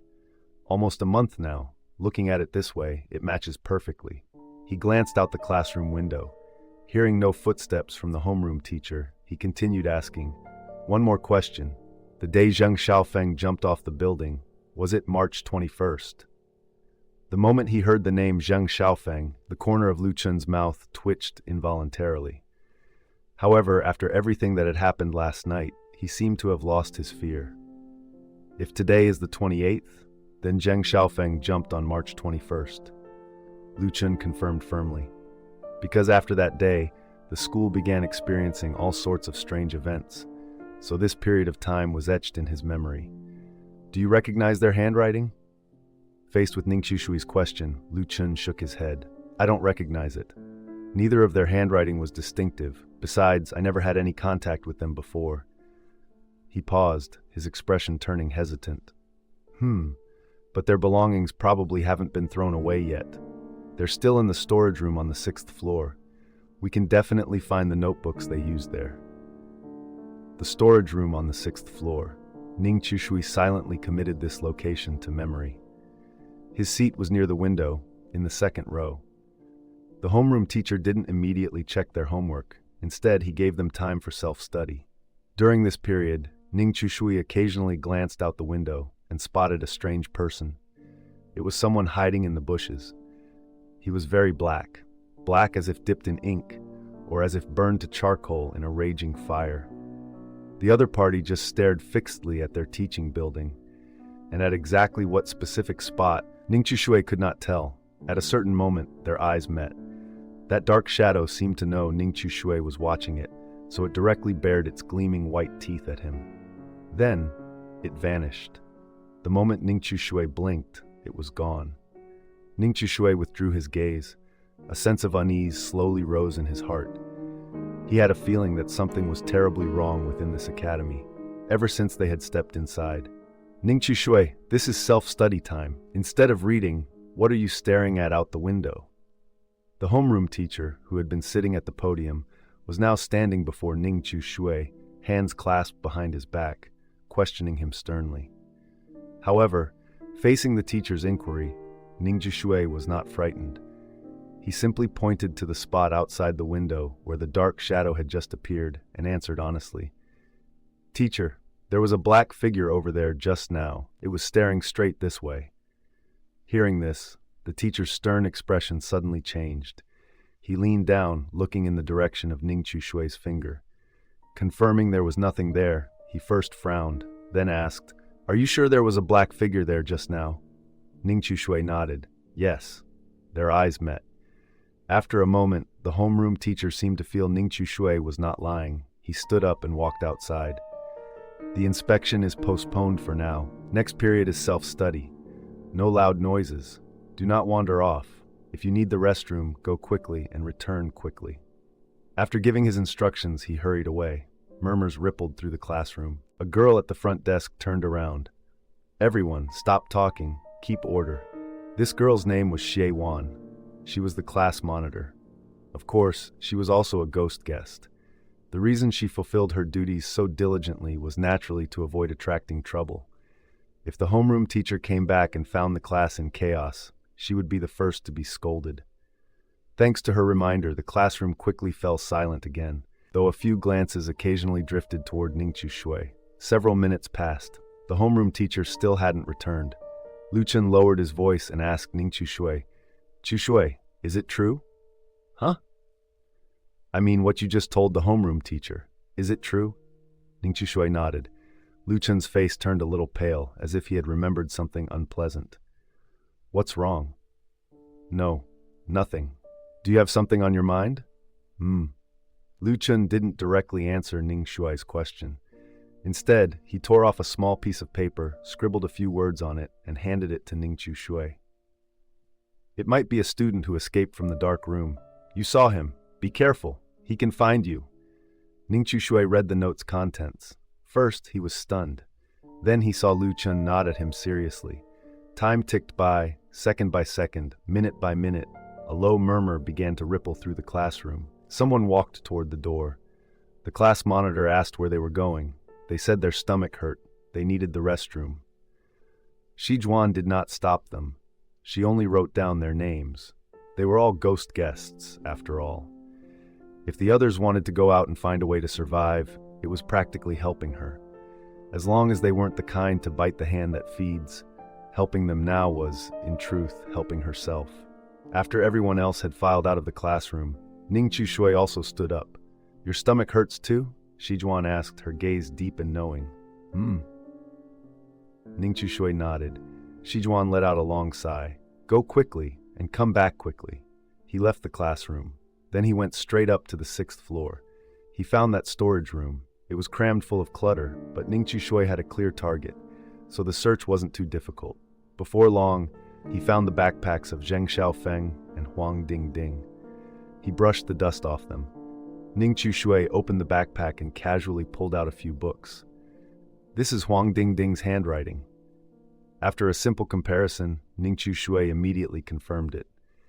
The handwriting on the note Bai Xiao had found earlier was written by Huang Ding to Feng.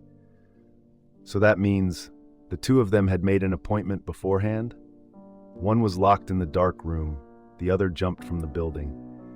Staring at the handwriting in the books, Ning Shui's eyes flickered unsteadily. He stood frozen in place for a long time, until something dripped down from above his head. Only then did he snap back to reality. A hand, pale and bloodless.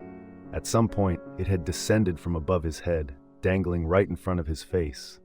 Up until now, after this crimson door opened, only one ghost had appeared, Feng.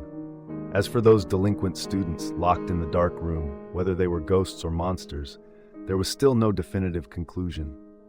But Ning Shui could be certain. The thing staring at him right now was definitely a ghost. Moreover, it had completely locked onto him as its target. That bone-piercing chill, the signature aura of a ghost, crept along that arm and spread outwards. In an instant, it enveloped Ning Shui's entire body. But Ning Shui was no stranger to ghosts.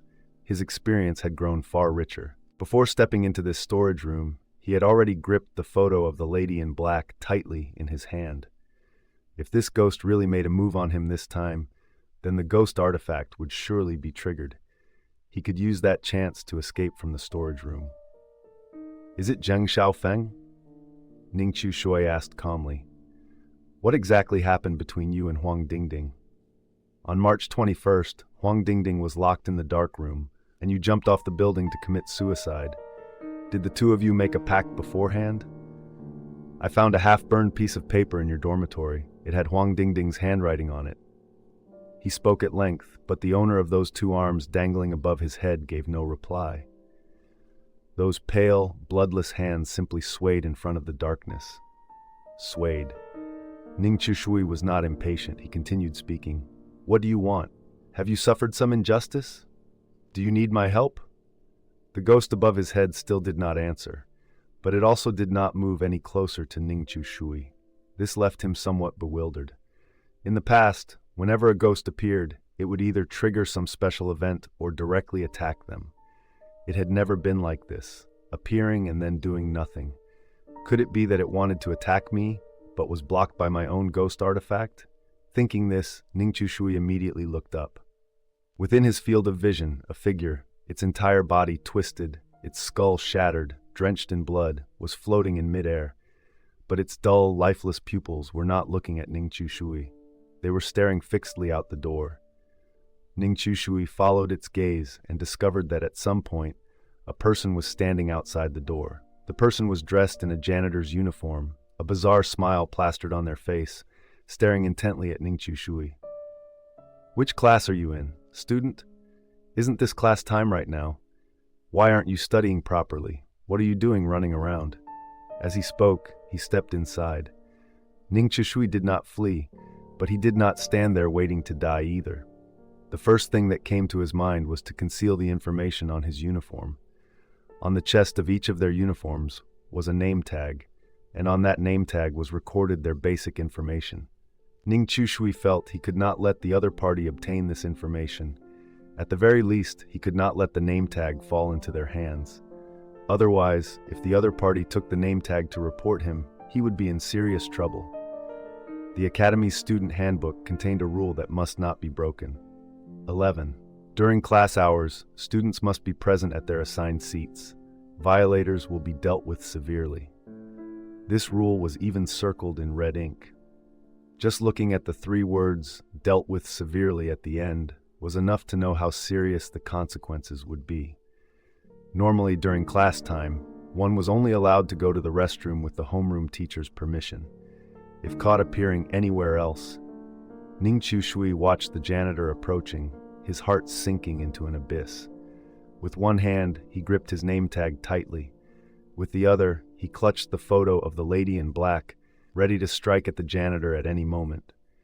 As for the janitor, he seemed completely oblivious to the ghost hovering above Ning Chushui's head and continued to draw closer. The moment the distance between them shrank to half a person, Ning Chushui suddenly threw a punch at his opponent. The punch was swift and loaded with all his strength. Thud! The janitor took the hit from Ning Shui, but did not step back. It wasn't that Ning Shui's punch was weak, but that the janitor had been seized by those 2 pale white hands. The instant those ghostly hands touched him, the janitor seemed to finally see the ghost. The greed and malice in his eyes instantly twisted into pure terror. "It's you! It's you!" He seemed to recognize this ghost, his body thrashing violently, but it was useless. "Where I go, is that any of your business?" Ning Shui confirmed that this janitor was definitely not a ghost. He twisted his neck, channeled the ghost artifact's energy into his clenched left hand, then raised his right fist and slammed it viciously into the janitor's temple. Thud! Thud! Thud! The janitor tried to let out a blood-curdling scream, but immediately a wad of paper was stuffed into his mouth. "Sorry about this. I can't let you go and report me. Besides, I don't trust you, so today, you're not leaving here alive." A murderous glint flashed in Ning Chushui's eyes. There were no surveillance cameras in this storage room. If the janitor died here, besides that ghost, no one would know it was him. However, as he struck, he could clearly feel that this janitor was no ordinary man. No matter how strong an ordinary person was, they couldn't withstand a punch aimed deliberately at their temple. But this janitor endured over a dozen such blows before he stopped struggling. Ning Chushui still wasn't finished. Even though the ghostly hands had released the janitor's corpse, Ning Chushui found a small fruit knife in the storage room. The blade was mottled with rust and very thin. Ning Chushui casually wiped the knife on the janitor's clothes, then covered the corpse's neck with the fabric. Knife in hand, he began to sever the head from the body. "You're a monster. If I don't cut off your head, I really can't rest easy. What if you came back to life?" Ning Chushui laughed as he finished decapitating the janitor, not a single drop of blood staining his own clothes. An ordinary person couldn't easily use such a thin blade to cut off someone's head, unless they had a thorough understanding of human anatomy. The ghost hovering in midair watched Ning Chushui complete the task, a strange light flickering in its eyes. Ning Chushui tossed the fruit knife aside and turned to look at it. The moment their eyes met, the ghost even took half a step back. "Are you Zheng Feng?" The ghost stared at him coldly, saying nothing. "You're not going to kill me? Why did you commit suicide? Is Huang Dingding dead? Did the 2 of you make some kind of pact? Something related to the changes in that dark room?" Faced with Ning Chushui's barrage of questions, the ghost seemed to grow impatient. It broke off one of its own fingers, handed it to Ning Chushui, and then vanished. Ning Chushui stared at the ice-cold finger, mangled with flesh and blood, lost in thought. The ghost, suspected to be Zheng Feng, not only refrained from attacking him, but instead handed him a finger. This struck Ning Chushui as profoundly strange. According to Yang Mi's earlier account, the ghost he encountered and the one she faced were the same entity, Zheng Feng. Yet Zheng Feng had tried to kill her, tried to kill Zheng Can, but had shown goodwill toward him. Why was that? Because I killed that janitor? Or... Doubt churned in Ning Chushui's heart, but he didn't linger here long. He had already been out for quite a while. There was still one more place he wanted to check, and his time was precious. Leaving the storage room, Ning Chushui went straight up to the rooftop. He inspected the area near the edge of the wall. There were no signs of a struggle or resistance. The dust on the ground was thick, with only 2 sets of footprints, his own and Zheng Xiaofeng's. This ruled out another one of his theories. So, Zheng Xiaofeng really did commit suicide. One person enters the dark room, one person commits suicide, and they even set a time in advance. The motive is truly bizarre. What exactly were they trying to do? Ning Chushui furrowed his brow. Carrying his doubts, he left the rooftop. As he passed the 6th floor, Ning Chushui paused in front of the storage room door. His gaze dropped to the floor, and his pupils suddenly constricted. On the dry ground, there was a trail of water. He studied the water stain carefully. It stretched in both directions. The metallic smell of blood in the air had faded considerably. Slowly, he approached the storage room door. He peered through the glass to confirm no one was inside, then opened it. The janitor's body had vanished. There were clear signs that the floor had been cleaned. But for now, he couldn't tell whether the janitor had come back to life and cleaned the scene himself, or if Zheng Xiaofeng had cleaned it all up. Returning to the classroom, the homeroom teacher still hadn't arrived. The other students had all returned. Ning Chushui went back to his seat and asked Lu Chun, "Lu Chun, did anyone come into the classroom just now?"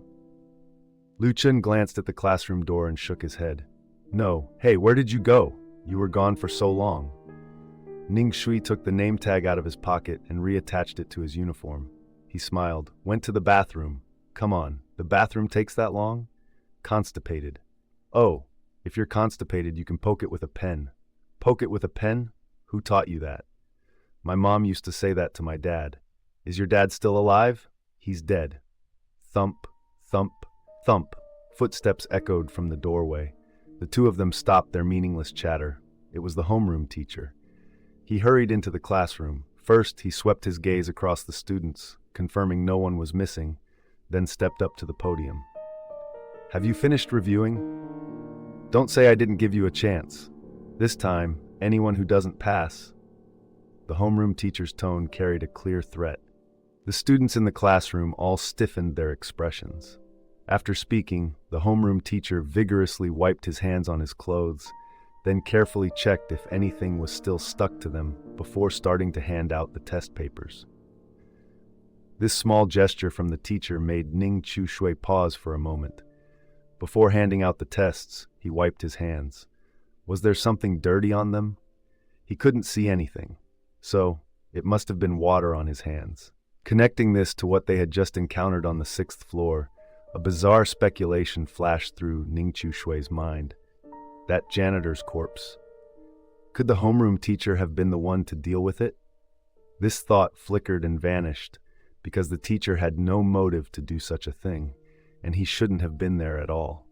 So, the possibility was slim. Then what had the teacher just wiped off? While Ning Chushui was still suspicious, the test papers were handed out. The paper was clean, with nothing dirty on it. The homeroom teacher habitually repeated the instructions for the test, then sat down at the podium. But today, he seemed distracted, fiddling with his phone as if waiting for someone's message. When the test ended, the homeroom teacher graded the papers right in the classroom. But this time, he was unusually slow because he kept glancing at his phone. By the time he finished grading, it was already lunchtime. This test wasn't bad. No one in our class failed, but no one excelled either. Everyone performed averagely. The highest score was only 82 points.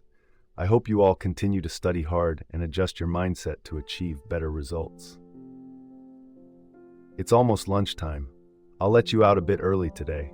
When you leave, keep your voices down and don't disturb the other classes. With that, the homeroom teacher handed the test papers to the class monitor, told him to distribute them, and then hurriedly left. Ning Chushui received his test paper. It had a score of 67. Lu Chun beside him scored 79. Overjoyed, Lu Chun kissed the paper repeatedly, then turned to thank Ning Chu Shui. Ning Chu Shui only responded indifferently, glancing with some surprise at the other ghost guests. The overall test results of the class proved one thing. These ghost guests had also realized that high scores would attract the attention of the ghost. They had all deliberately scored low. This wasn't surprising. What was strange was that the NPC's scores were also very low.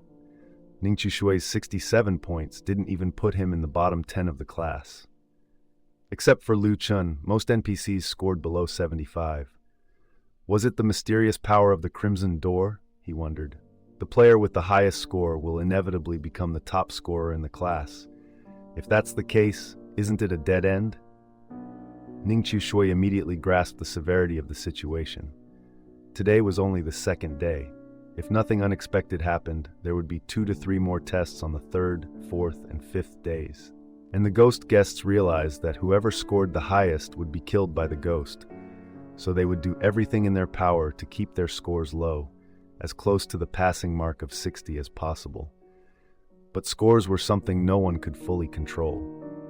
The more you deliberately aimed low, the greater the chance you wouldn't pass. And once you failed, the danger you faced might be no less than being the top scorer. This is meant to make us kill each other. Only by killing our teammates can we survive. Ning Chu Shui's eyes flashed with a sharp glint. Then, suddenly, a fat, bloated man in the classroom slammed the table in fury, his voice hoarse as he cursed. "You bastards, deliberately scoring low is one thing, but don't go too far. I deliberately scored low, down to 82 points, and I'm still the top scorer." A female student beside him sneered. "You knew high scores would bring trouble, yet you still scored that high. Who's to blame now?" The fat man tried to retort, but then, as if he saw something, his entire body began to tremble violently. His eyes filled with terror. He shoved the table aside, scrambling and crawling toward the classroom door. Don't come for me. Please. Next time, I swear I won't score this high again. Give me another chance." He bolted out the door, but barely a moment after leaving the classroom, a blood-curdling scream rang out. "Ah!" The remaining ghost guests in the classroom exchanged knowing glances. The other students had already gone to lunch, leaving only the ghost guests, Lu Chun, the sole NPC, and Ning Chu Shui. They walked to the classroom door and saw the fat man lying motionless in a pool of blood. This fat man's name was Cheng Hai. His entire body lay face down on the ground in a grotesque posture, his bones seemingly shattered, one shoe flung far away, as if he had just fallen from a great height. Staring at the fat man's gruesome corpse, everyone fell into silence. The fat man died right before everyone's eyes, without any resistance. He had no ghost artifact. So, he had no way to fight back against the malevolent ghost that had suddenly appeared. Everyone looked at the twisted corpse lying on the ground. Their hearts, which had just relaxed a little, suddenly tightened to the breaking point. Ning Chu Shui glanced at Lu Chun beside him and saw that his face was deathly pale. "Hey, are you okay?" "Huh? Ah?" Lu Chun snapped out of his daze. "I'm fine." "Don't you think his death looks exactly like Zheng Xiaofeng's?"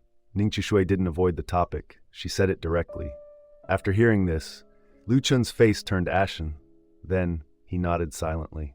The 4 of them walked toward the cafeteria. On the way, Ning Chu Shui suddenly said to Lu Chun, "Lu Chun, when you entered that dark room earlier, did you see anyone who wasn't stained black?" Lu Chun, who was walking with his head down, scratched his head at Ning Chu Shui's question. "Not stained black? I didn't really pay attention. It was pitch black inside that room. I couldn't see a thing." Ning Chui changed his approach. "Tell me exactly what you experienced in that dark room. The more detail, the better." Thinking Ning Chu Shui wanted to know the situation inside, Lu Chun recounted his experience in detail. Anyway, after they finished reading that piece of paper, they let me go. However, his account provided Ning Chu Shui with no useful information. The kid was timid. He was so terrified inside that dark room, he trembled like a leaf. The place was already pitch black, and he didn't even dare to open his eyes wide. After coming out, his story was just a jumbled mess. But Ning Chu Shui's attention was caught by the piece of paper Lu Chun mentioned. That paper was still on him. Ning Chu Shui took the paper and looked at it. A glint flashed in his eyes.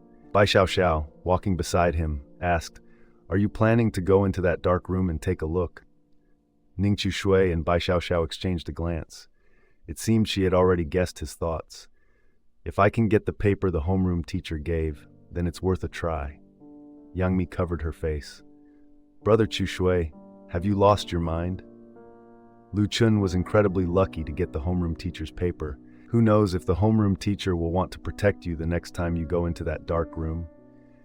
If the homeroom teacher doesn't want to protect you and you just walk in like that, isn't that just asking for death? Bai Xiao also nodded. Yang Mi is right. You'd better think this through carefully. Plan for the long term. Ning Shui smiled. "Don't worry, I'm not a paramecium." Yang Mi was stunned. "What's a paramecium?" Lu Chun, walking to Ning Shui's left, raised his hand with an eager expression. "Ah, I know this one. I read about it in a biology magazine. A paramecium is a single-celled organism." Ning Shui said, "Exactly. Only a paramecium doesn't need a brain. It just acts on impulse." The four of them arrived at the cafeteria. As they were eating, a girl carrying a food tray walked over. Ning Shui looked up. To his surprise, it was Xie Juan, the class monitor of their class. "What's going on?" Xie Juan sat down beside Bai Xiao, lowering her voice to ask, "Do you have any useful information?" "I picked up some pretty helpful clues from the others. We can share with each other." Bai Xiao, sitting closest to her, had a flicker in her eyes. "If you want to get clues from us, you'll have to offer one first." Xie Juan hesitated for a moment, then said, "Fine. This morning, Chen Bin sneaked into the principal's office while the homeroom teacher was away. That place was temporarily empty. Chen Bin found a special document in the principal's office. It recorded the students who escaped from the darkroom last night, along with some information about those students. All the ghost guests were in the same dormitory building last night, so they all knew exactly what had happened. Last night, the students in the darkroom escaped." Xie Juan nodded, letting out a soft, "That's right." According to Chen Bin, 3 key points were extracted from that document. First, those students are not living people. Second, after being dyed in the darkroom, they became very obedient. Third, some of those escaped students didn't return to the darkroom. They've been hiding in the academy's shadows, and those dyed students who left the darkroom are extremely dangerous. They could very well threaten the lives of other students. Bai Xiao asked, "Wait, what do you mean by dyed?" Xie Juan's tone turned serious. "Literally. There are 2 types of students locked in the darkroom. One type hasn't been dyed. These students can leave the darkroom alive. The other type gets dyed. Dyed students will remain in the darkroom forever, becoming part of it." After speaking, Xie Juan looked at them. "I've shared my information. Now it's your turn." Ning Shui processed what she said and replied, "All right, listen carefully. A month ago, 2 students from our class went missing, Zheng Xiaofeng and Huang Dingding." He recounted the story of Zheng Xiaofeng and Huang Dingding to Xie Juan. She gave them a meaningful look, said pleasure cooperating, then picked up her tray and left. After she was gone, Yang Mi lowered her voice to ask, "Brother Chu Shui, Sister Xiao, was she telling the truth or not?" The 2 didn't answer. Instead, they both looked at Liu Chun. Liu Chun, who had been burying his head in his meal, grew uncomfortable under their gaze. "Why are you looking at me? I don't really understand that darkroom either. To be honest, I've only been in there once.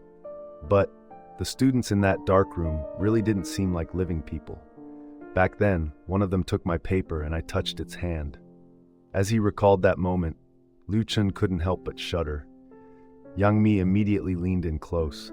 What was it like? Was its hand cold? Liu Chun stretched out his hand. There was a red mark on one of his fingers, but because it was such a small detail, the people around him could barely notice it. On the contrary, its hand was very hot, as if it had just been burned by fire.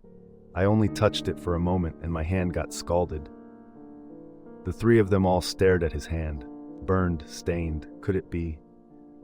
It seemed they all realized something at the same time, and without a word, they shuddered in unison.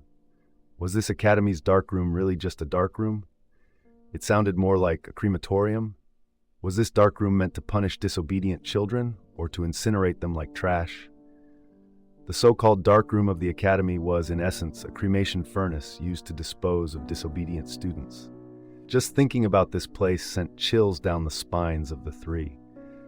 Why would the academy dare to treat students' lives with such contempt? There was only one reason. Their parents didn't care whether these children lived or died. They sent their children to the academy, hoping to get a successful product, a trophy to show off, proof of their own achievement. Even if I'm not good enough, my child is, and children represent the future, so my future is better than yours. This was a very common mentality of competitive comparison. It was so ingrained in children like Liu Chun, who grew up in this place, that they could naturally say, "It's always been this way." Although similar situations existed in the outside world, most parents still hoped their children would grow up without having to struggle so hard. After all, studying was only hard for 10-odd years, but failing to study well could mean suffering for a lifetime. Human life was too long, and pain could torment a person until they collapsed and went mad. But within the Crimson Door, the parents of these students clearly weren't acting in their children's best interests. They didn't care at all whether their children lived or died. They only hoped the academy could produce a qualified product for them. "Liu Chun, after we finish eating, take me to see the outside of the dark room." Liu Chun's eyes went wide when he heard this. "You're kidding me. You really want to go?" "Brother, have you lost your mind? Everyone else avoids that place like the plague, and you're actually volunteering to go there." Ning Chishui tapped him on the head. "Didn't you hear? Some disobedient students have already escaped from the dark room. Let's go take a look. Maybe we'll find some clues. Besides, we're not going inside. What are you afraid of?" Liu Chun swallowed hard. The truth was, he wasn't all that afraid of that place. Very well then, but I'm warning you now, when the time comes, you'll have to go over there yourselves. I don't dare to go." After the four of them finished eating, Liu Chun led them to the dark room of the library. Along the way, Liu Chun repeatedly cautioned them. Under no circumstances were they to open the iron door of the dark room. When they arrived, everyone saw that the so-called dark room was actually a large building situated far from the lecture hall area, extremely isolated. Around the room stood quite a few trees, bare and skeletal, with only a few withered leaves stubbornly clinging to their branches. Fallen leaves piled up everywhere on the ground, with no one bothering to sweep them away. The solitary iron room stood alone on that empty plot, exuding a deeply unsettling aura. The room was only 1 story high, yet its height matched that of an ordinary 3-story building. An indescribable strangeness emanated from all 4 sides. Upon reaching this spot, Liu Chun absolutely refused to take another step forward. He let Ning Chishui and the other 2 go investigate on their own. The 3 approached the large iron door of the room and immediately felt an astonishing wave of heat radiating from within. It really is a crematorium.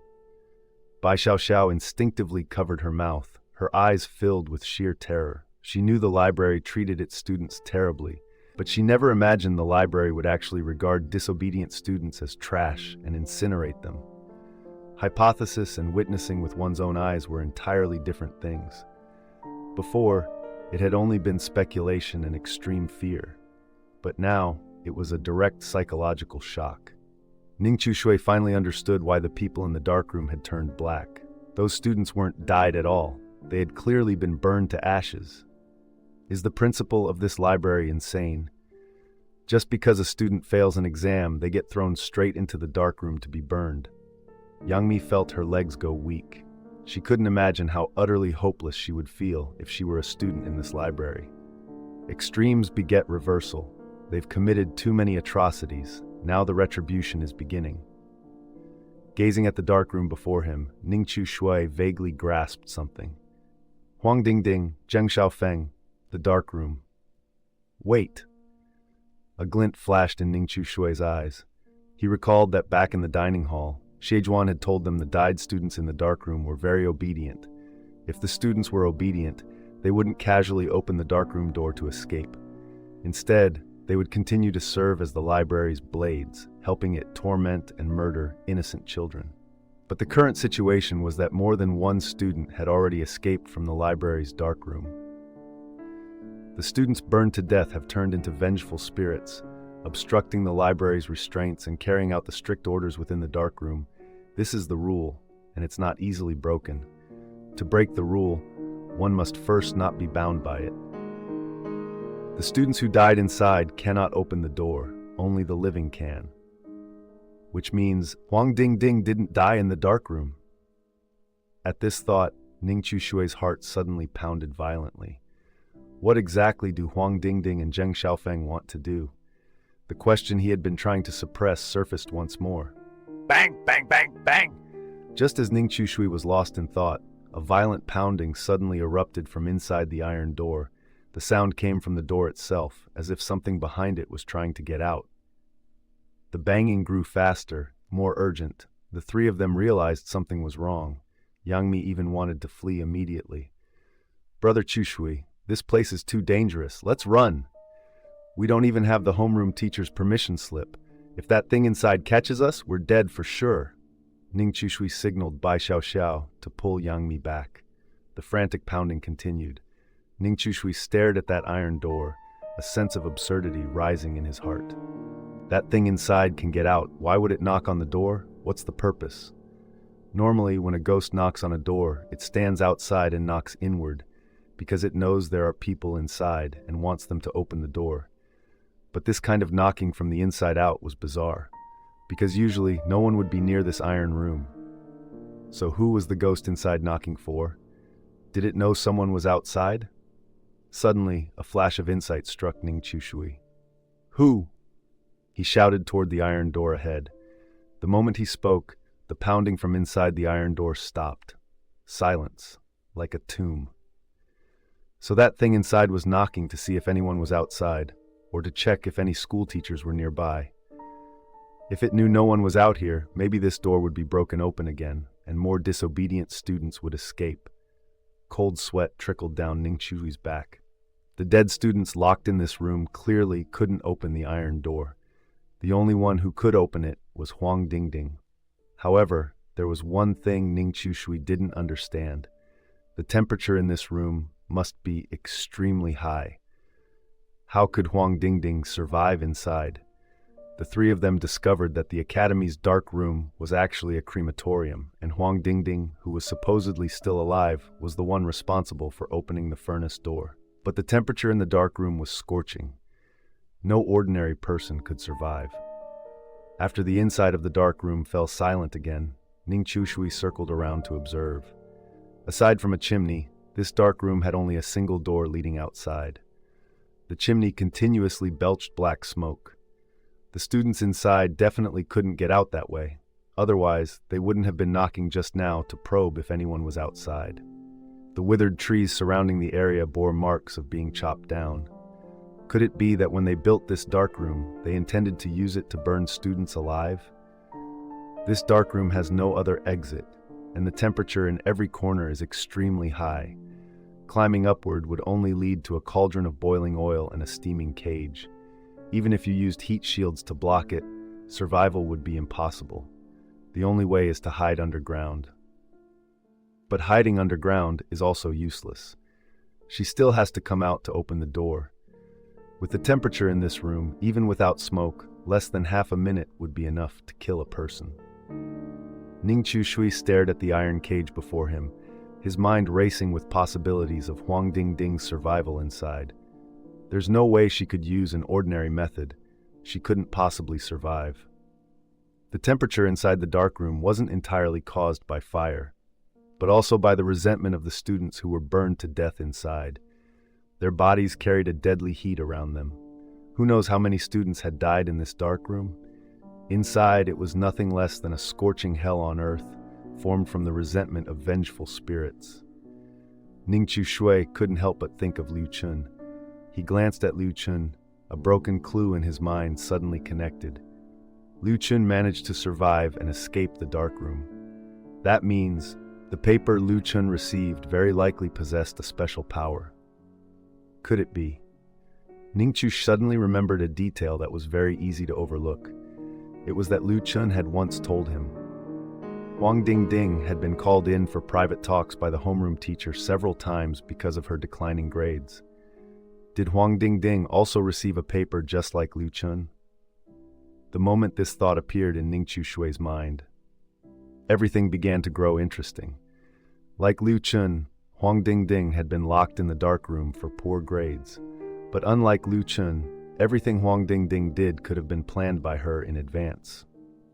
So how could Huang Dingding be so certain that when she entered the dark room, the homeroom teacher would definitely give her a life-protecting paper? The most likely possibility was that the homeroom teacher was also part of Huang Dingding's plan. Damn it. Thinking this, Ning Shui couldn't help but curse. He realized that everything seemed far more complicated than he had imagined.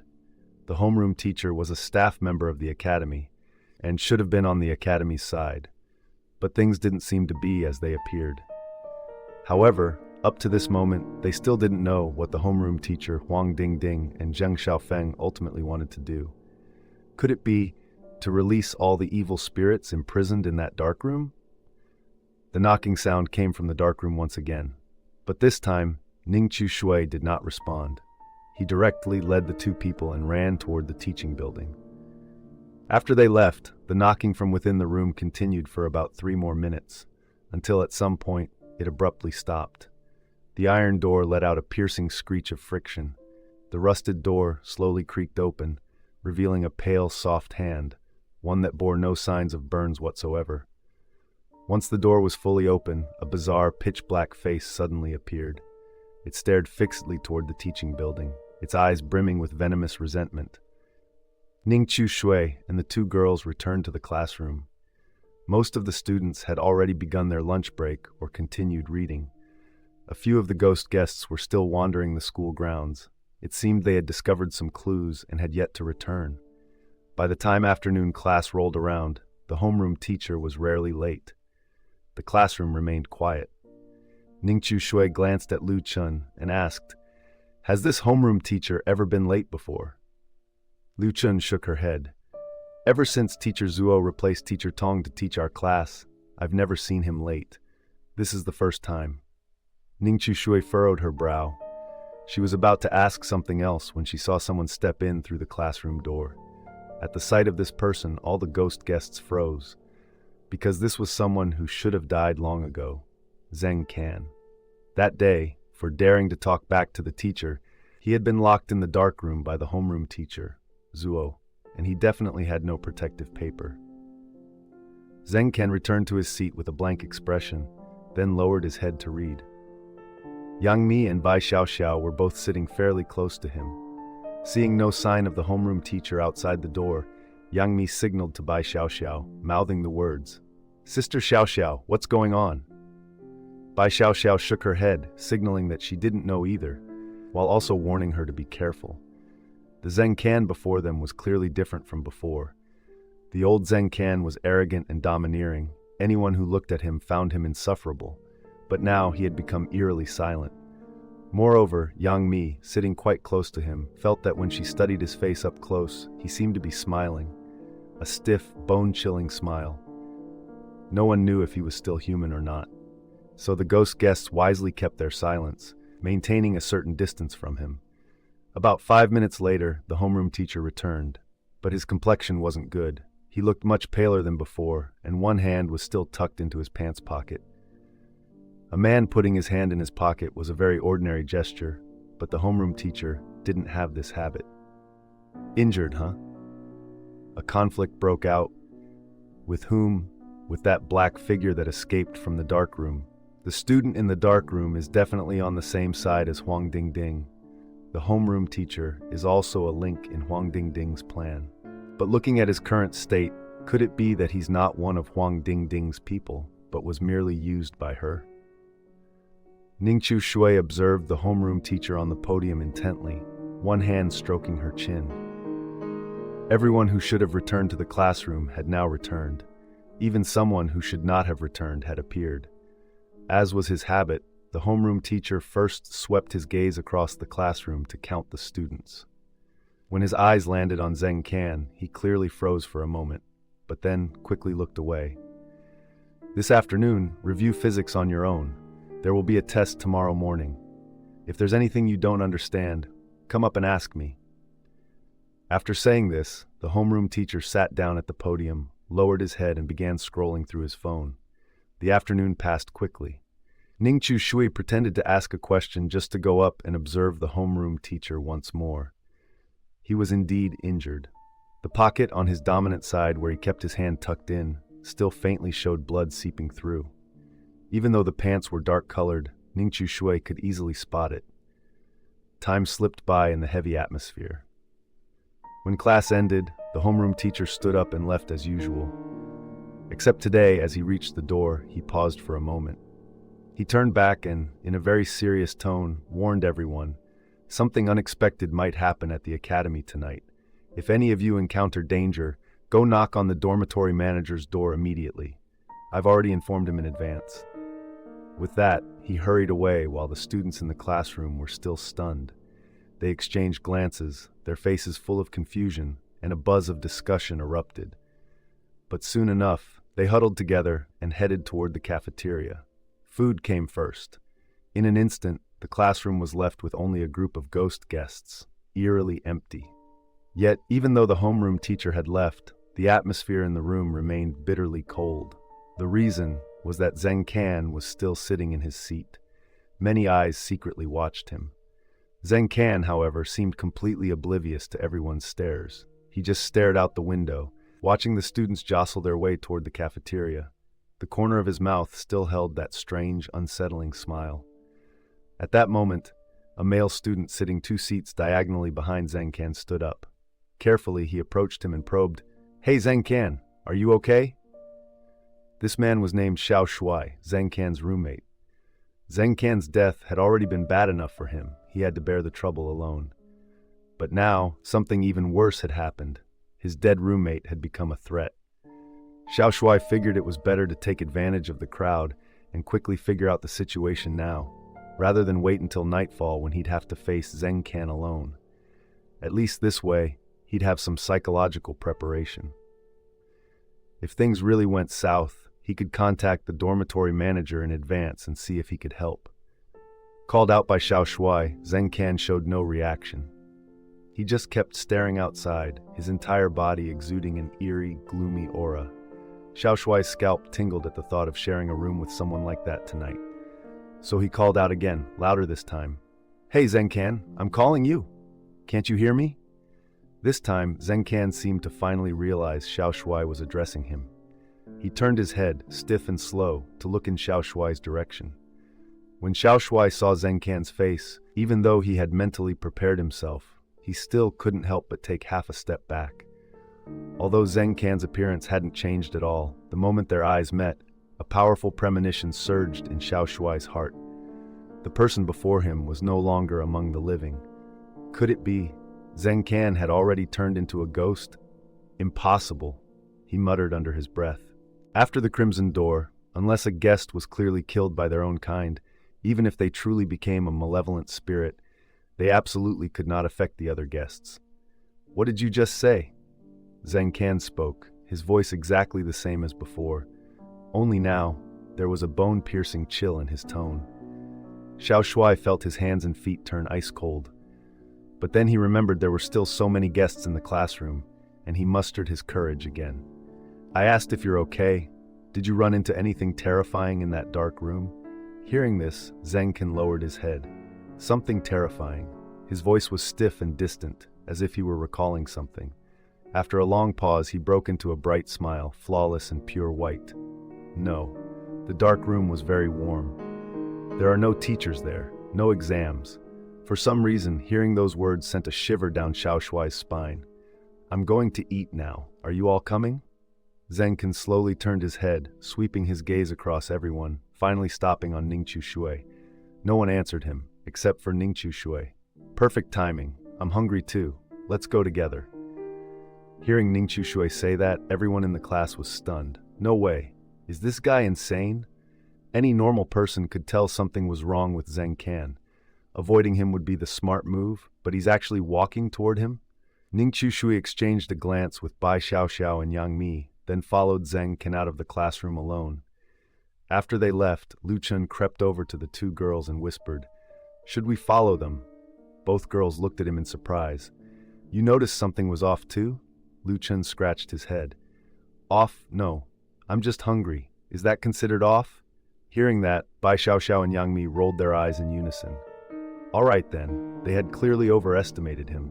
Lu Chen didn't understand their expressions. What? Aren't you too hungry? Bai Xiaoxiao nodded. Yeah, let's go eat, but don't bother Ning Chushui, he has something important to do. Yes, ma'am. He still had a good impression of Bai Xiaoxiao. After all, she had promised to give him money.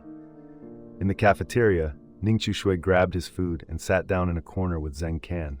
Zheng Can didn't seem very hungry. He had mostly picked vegetarian dishes. After just 2 bites, he set down his chopsticks and stared intently at his surroundings. Ning Chushui was eating heartily beside him when he suddenly asked, It's been a while. Has anything changed around here? A smile still lingered on Zheng Can's face, but the coldness in his eyes grew sharper by the second. Quite a bit has changed. You're not eating anymore? No appetite. Is it because of seeing this academy? Zheng Can turned his head, staring at Ning Chushui for a long time. You're not like them. It gave you a finger, so now you belong to us. Ning Chushui was stunned. Zheng Can's words had just revealed a massive piece of information. So, the real Zheng Can is dead? The Zheng Can before him grinned wide. That's right. He failed the dying. Ning Chushui narrowed his eyes. What do you people want? Zheng Can's voice turned ice cold. I can't tell you. Didn't you just say I'm one of you? If you succeed in the dying, you'll know everything. Ning Chushui paused for a moment, then continued eating the food on his tray. Suddenly, the words slipped out. But Huang Dingding hasn't been dying yet, has she? The moment the words left his mouth, Zheng Can's expression shifted instantly. An icy aura radiated from his body as if he was about to stand up, but Ning Chushui grabbed his wrist. Stop pretending. You're not from the dark room, Ning Chushui said calmly. The people from the dark room run hot. They can't wear Zheng Can's skin. Zheng Xiaofeng, am I right? Ning Chushui had exposed Zheng Can's true identity right there in the cafeteria. The one before him was not the ghost guest who had entered the Crimson Door earlier at all, but Zheng Xiaofeng wearing another man's skin. I know you're anxious, but don't rush. It's still a while before curfew at the dormitory. I have time, and so do you. The temperature inside that dark room is extremely high. An ordinary person walking in wouldn't survive. Unless they carried the homeroom teacher's talisman, but if they carried that talisman into the dark room, they wouldn't die. So I could only think of one possibility. The homeroom teacher never gave the talisman to Zheng Can, but Huang Dingding protected him. He wasn't killed in the dark room. In fact, he most likely escaped, and then you killed him. And you killed him to take his skin.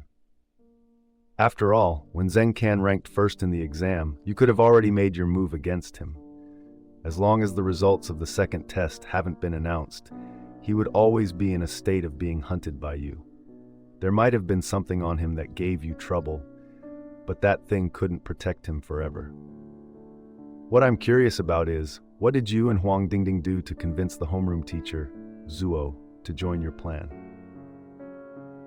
Facing Ning Chushui's lengthy speech, Zheng Can's gaze turned cold for a long moment before he finally spoke.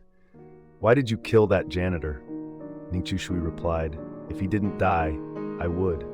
I don't want to die, Zheng Can sneered. Stepping into this academy, and you still think you can leave alive? Ning Chushui smiled. The academy lets out on Friday. As long as the school gates open, I can get out. And what's the point of getting out? Your parents could send you here once. They can send you here a second time. Ning Chushui said, I don't have parents.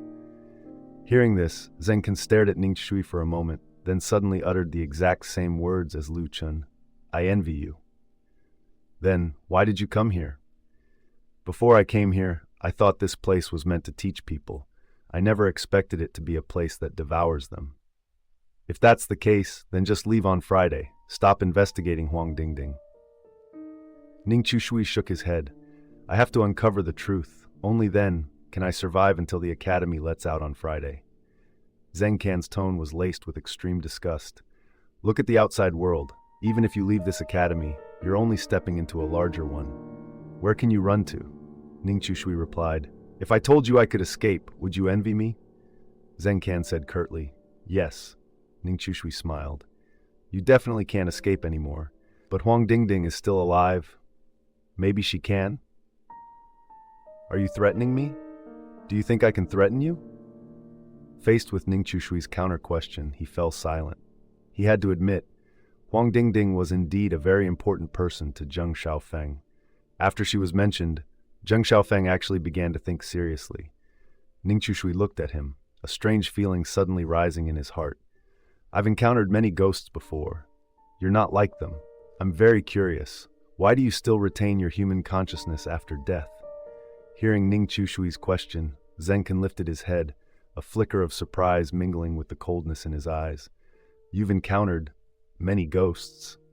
That's right. You're the first ghost I've met who can communicate like a normal person. The others were terrifying. Upon hearing this, Zenkin suddenly smiled. So, the tragic end she spoke of refers to this?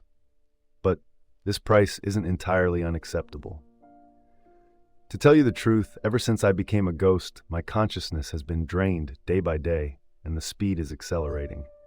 Before long, I'll become just like them. Ning Chishui was startled. So becoming a ghost didn't mean losing consciousness instantly, but having it slowly drained away? He wanted to talk more with Zheng Xiaofeng. After all, not everyone gets the chance to converse with a conscious ghost. But unfortunately, he had no time, and Zheng Xiaofeng was in no mood. You want to know the truth? I can tell you, but you have to do something for me first. Ning Chishui asked, What? Zenkan, tonight, go to the dormitory management office and get a key. Open 3 padlocks. Ning Chishui frowned. Why me? That key was granted by the academy. Dead students can't touch it. Huang Dingding can't be put in any danger. It was supposed to be my roommate's task tonight, but he was lucky enough to let me run into you instead. How many people? Just you and me. What for? 14 years ago. 3 students in the academy were locked in the basement by the dormitory manager for fighting. They were tortured for a long time and eventually died horribly down there. We need to release those 3 ghosts. They will go after the dormitory manager. This time Ning Chushui understood. So, you want to kill the dormitory manager. Only they can kill him. Those 3 ghosts are the most vengeful in the entire academy. Is this the first step of your plan? Zenkin did not answer again. Though he was a ghost, his consciousness remained sharp, and he was clever. He wouldn't let Ning Chushui pry any useful information out of him. Seeing that he wasn't speaking, Ning Chushui asked another question. How can I be sure that, after those 3 ghosts are freed, they won't kill me first? Zenkan said coldly, I can protect you, but I cannot guarantee your safety. However, as long as you escape immediately, they won't bother you anymore. After all, the dormitory manager is their true target for revenge. Ning Chishui and Zenkin stared at each other for a long time. Then, unexpectedly, he smiled. Sounds interesting. It's been a long time since I've actively done something this dangerous. So, you agree? Ning Chishui extended his hand. Pleasure doing business. A man and a ghost shook hands. Your hand is really cold. If you think it's cold, you can go shake hands with the ghosts in the dark room. No thanks. When do we act? Tonight. I'll come find you when it's time. The man and the ghost discussed tonight's plans in the cafeteria. Then they returned to the dormitory and silently waited for night to fall. After classes ended, the sky would darken quickly. Once night fell, time would pass very fast. The academy did not give these students much time to rest. Tonight, outside the window, it was pitch black. Dark clouds blanketed the sky. Even the faint starlight and moonlight became much dimmer. The tree branches outside the dormitory stretched out wildly, like dancing ghosts. And if anyone looked closely, they would see many dark figures standing motionless under the trees, coldly staring at the dormitory building. Their gazes always carried a thick resentment, sending chills down one's spine. Ning Chushui pulled the curtains shut. He instructed Lu Chun on a few matters. Lu Chun listened carefully and committed them to memory. Don't worry, Brother Chushui. Leave everything here to me. Lu Chun grinned, pulled his legs up, and burrowed into his blanket. Time passed until midnight. A knock immediately sounded from outside. Knock, knock, knock! Hearing the noise, Ning Chushui opened the door. Zenkan was standing outside. Ready? Zenkan asked. Ning Chushui made an okay gesture. Seeing this, Zenkan nodded. Soon, hurried footsteps echoed from the hallway, accompanied by the sound of loud banging and smashing. In addition, there were all kinds of shouting, loud laughter, and screaming. At this hour, it was almost time for the dormitory manager to do his rounds. It seemed he had woken up. Hearing these noises, how could he tolerate it?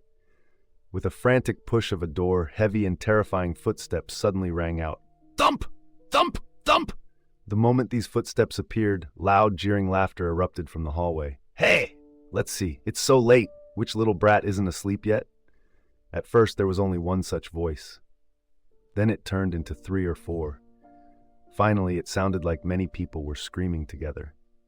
Ningqiu Shui listened and felt that these words sounded exactly like something the dormitory manager would say. The truth proved him right. Those students in the hallway had enraged the dormitory manager. He let out a roar, charging furiously toward the students in the corridor. The roars and terrifying footsteps were enough to make anyone's blood run cold. The entire dormitory building seemed to tremble. Standing inside the room, Ningqiu Shui listened to the sounds of collision and fighting outside, his fingers trembling slightly. He recalled his own brushes with death from the past, sending a spike of adrenaline through his body. Die! Die! I'll kill you, little bastards! The dormitory manager bellowed in rage, the battle outside growing more and more intense. Even at this moment, Ningqiu Shui still hadn't opened the door. Because the fight between the dormitory manager and those students was too close to his room, if he opened the door now, he would likely be caught in the crossfire. Only when those students had lured the dormitory manager away did Zenkan open the door. Now is the time. Once we enter the dormitory manager's room, he'll notice immediately. Those students who escaped from the dark room might buy us some time, but definitely not much. Ningqiu Shui didn't hesitate. Things had come this far. There was no reason to turn back now. He and Zenkan stepped outside. The hallway was a wreck, littered with severed limbs and splattered blood. The black students had been torn to pieces, body parts scattered everywhere, a gruesome sight. It was hard to imagine what those dead students had just endured. Ningqiu Shui stepped over the corpses on the ground, following Zenkan to the door of the dormitory manager's room. A thick, sour stench of rot emanated from within. The room was stained with blood, bones, and rotting flesh. Though there was no concrete evidence, Ningqiu Shui had a vague guess as to where those rotting bones and meat had come from. Blood Cloud Academy truly was a twisted institution to the extreme. Do you still remember the shape of the key I described? Hurry up and find it. Our time is running out. If he comes back, we're dead for sure. Zenkan's voice carried a note of urgency. Now that he had regained a relatively intact consciousness, he certainly didn't want to die again. It wasn't that he feared death. It was that he still had unfinished business. One man and one ghost quickly ransacked the dormitory manager's room, turning over every nook and cranny, but still found nothing. This isn't right. I snuck in here before. He always kept the key ring in these cabinets, just moving it a little each day. Why isn't it here today? Zenkan's voice grew more frantic. Heavy footsteps were now faintly audible at the end of the hallway. Those footsteps, like a death knell, sent chills down the spine of both man and ghost. The power of the dormitory manager was undeniable. The scattered corpses of the darkroom ghosts outside were proof enough. Ningqiu Shui was certain that even 10 more minor ghosts like Zenkan could not defeat the dormitory manager. Wait. Ningqiu Shui suddenly remembered something. He said to Zenkan, "Hurry, search under the bed, behind the door, and inside his wardrobe." He was lured out by the noise just now. He might not have had time to move the key ring, so he just tossed it into some corner where he could hide things. Zenkan scrambled to obey. The footsteps outside grew closer and closer, accompanied by the sound of darkroom ghosts being torn apart. Crunch! Crunch! It sounded like the dormitory manager was chewing on something. Just as he was about to reach the door, Ningqiu Shui finally found the key ring in the corner of the manager's foul-smelling blanket. Run! Without a second thought, Ningqiu Shui didn't even look back. He lunged straight for the window. Bam! The shattering sound he expected never came. Instead, Ningqiu Shui crashed to the ground, half his body numb. He stared in shock at the window. Reflected on its surface was a tall, terrifying shadow. It was the dormitory manager standing at the door. Just a shadow, and it can make the window this solid? What level of ghost artifact is this? Trapped under the dormitory manager's bloodshot gaze, Ningqiu Shui felt the chill of death. Let me hold him off. You take the chance to escape. Zheng Can was still reliable. He didn't flee on his own. Instead, he let out a shout and charged at the dormitory manager. Ningqiu Shui got to his feet, ready to seize the opportunity. But in the blink of an eye, Zheng Can was caught by the throat with one hand. The manager skinned him alive. Blood sprayed everywhere. Zheng Xiaofeng screamed in agony, revealing his true face. You are not a student of this dormitory building. The dormitory manager stared at Zheng Xiaofeng, a sinister and terrifying smile spreading across his face. Then he opened his mouth wide. Inside was a mouthful of sharp fangs. He was about to bite off Zheng Xiaofeng's head. At the last second, a massive axe cleaved straight into his neck. Swoosh! The axe nearly severed his neck. The dormitory manager closed his mouth and slowly turned his head. He saw a tall, thin woman in black standing in his room, a strange smile on her face as she stared right back at him. Another one.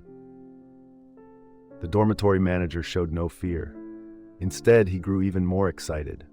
The sudden appearance of the lady in black interrupted Zheng Xiaofeng's death process. The dormitory manager tossed Zheng Xiaofeng aside like trash. It was only then that Zheng Xiaofeng saw clearly. In Ningqiu Shui's hand was a black photo album. The album was bleeding profusely, completely stained red with fresh blood. From it emanated a terrifying resentment. The lady in black and the dormitory manager erupted into a full-scale war within the shrinking space. The dormitory manager was incredibly powerful, but the lady in black was no easy opponent either. The reaping hook in her hand transformed into a giant axe, swinging wildly, leaving horrifying wounds on the manager's body, one after another. Ningqiu Shui and Zheng Xiaofeng seized the opportunity, bolting out of the room. The moment he stepped outside, Ningqiu Shui was nearly frozen solid by the bone-piercing chill radiating from the dormitory manager. Fortunately, at that critical moment, Zheng Xiaofeng yanked him clear of the room. Hurry! The lady can't buy us much time, Ningqiu Shui spoke. He knew that what had appeared in the room was merely the lingering resentment of the lady in black, left behind within the ghost artifact. It couldn't last long and would soon vanish. This photo album was the most powerful ghost artifact he currently possessed, capable of temporarily summoning a vengeful spirit back to the mortal world. If he hadn't had this ghost artifact on him, the situation just now would have been far more dangerous. Was that a friend of yours? On the way, Zheng Xiaofeng asked, his eyes gleaming. Ningqiu Shui knew exactly what he was thinking.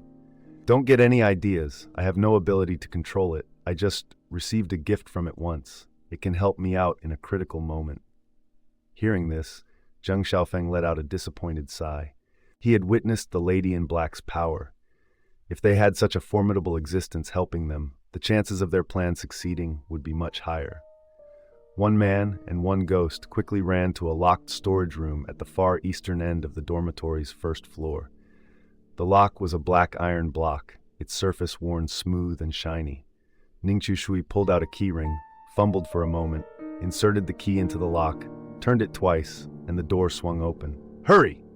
Zheng Xiaofeng rushed in immediately.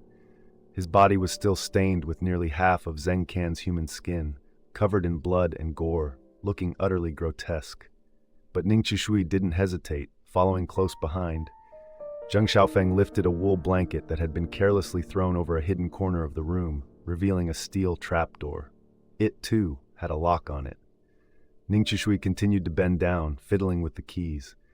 But from upstairs, the vague sound of heavy footsteps began to echo. Thump! Thump! Thump! The footsteps were urgent and agitated, carrying a hint of panic beneath the rage. Zheng Xiaofeng was frantic.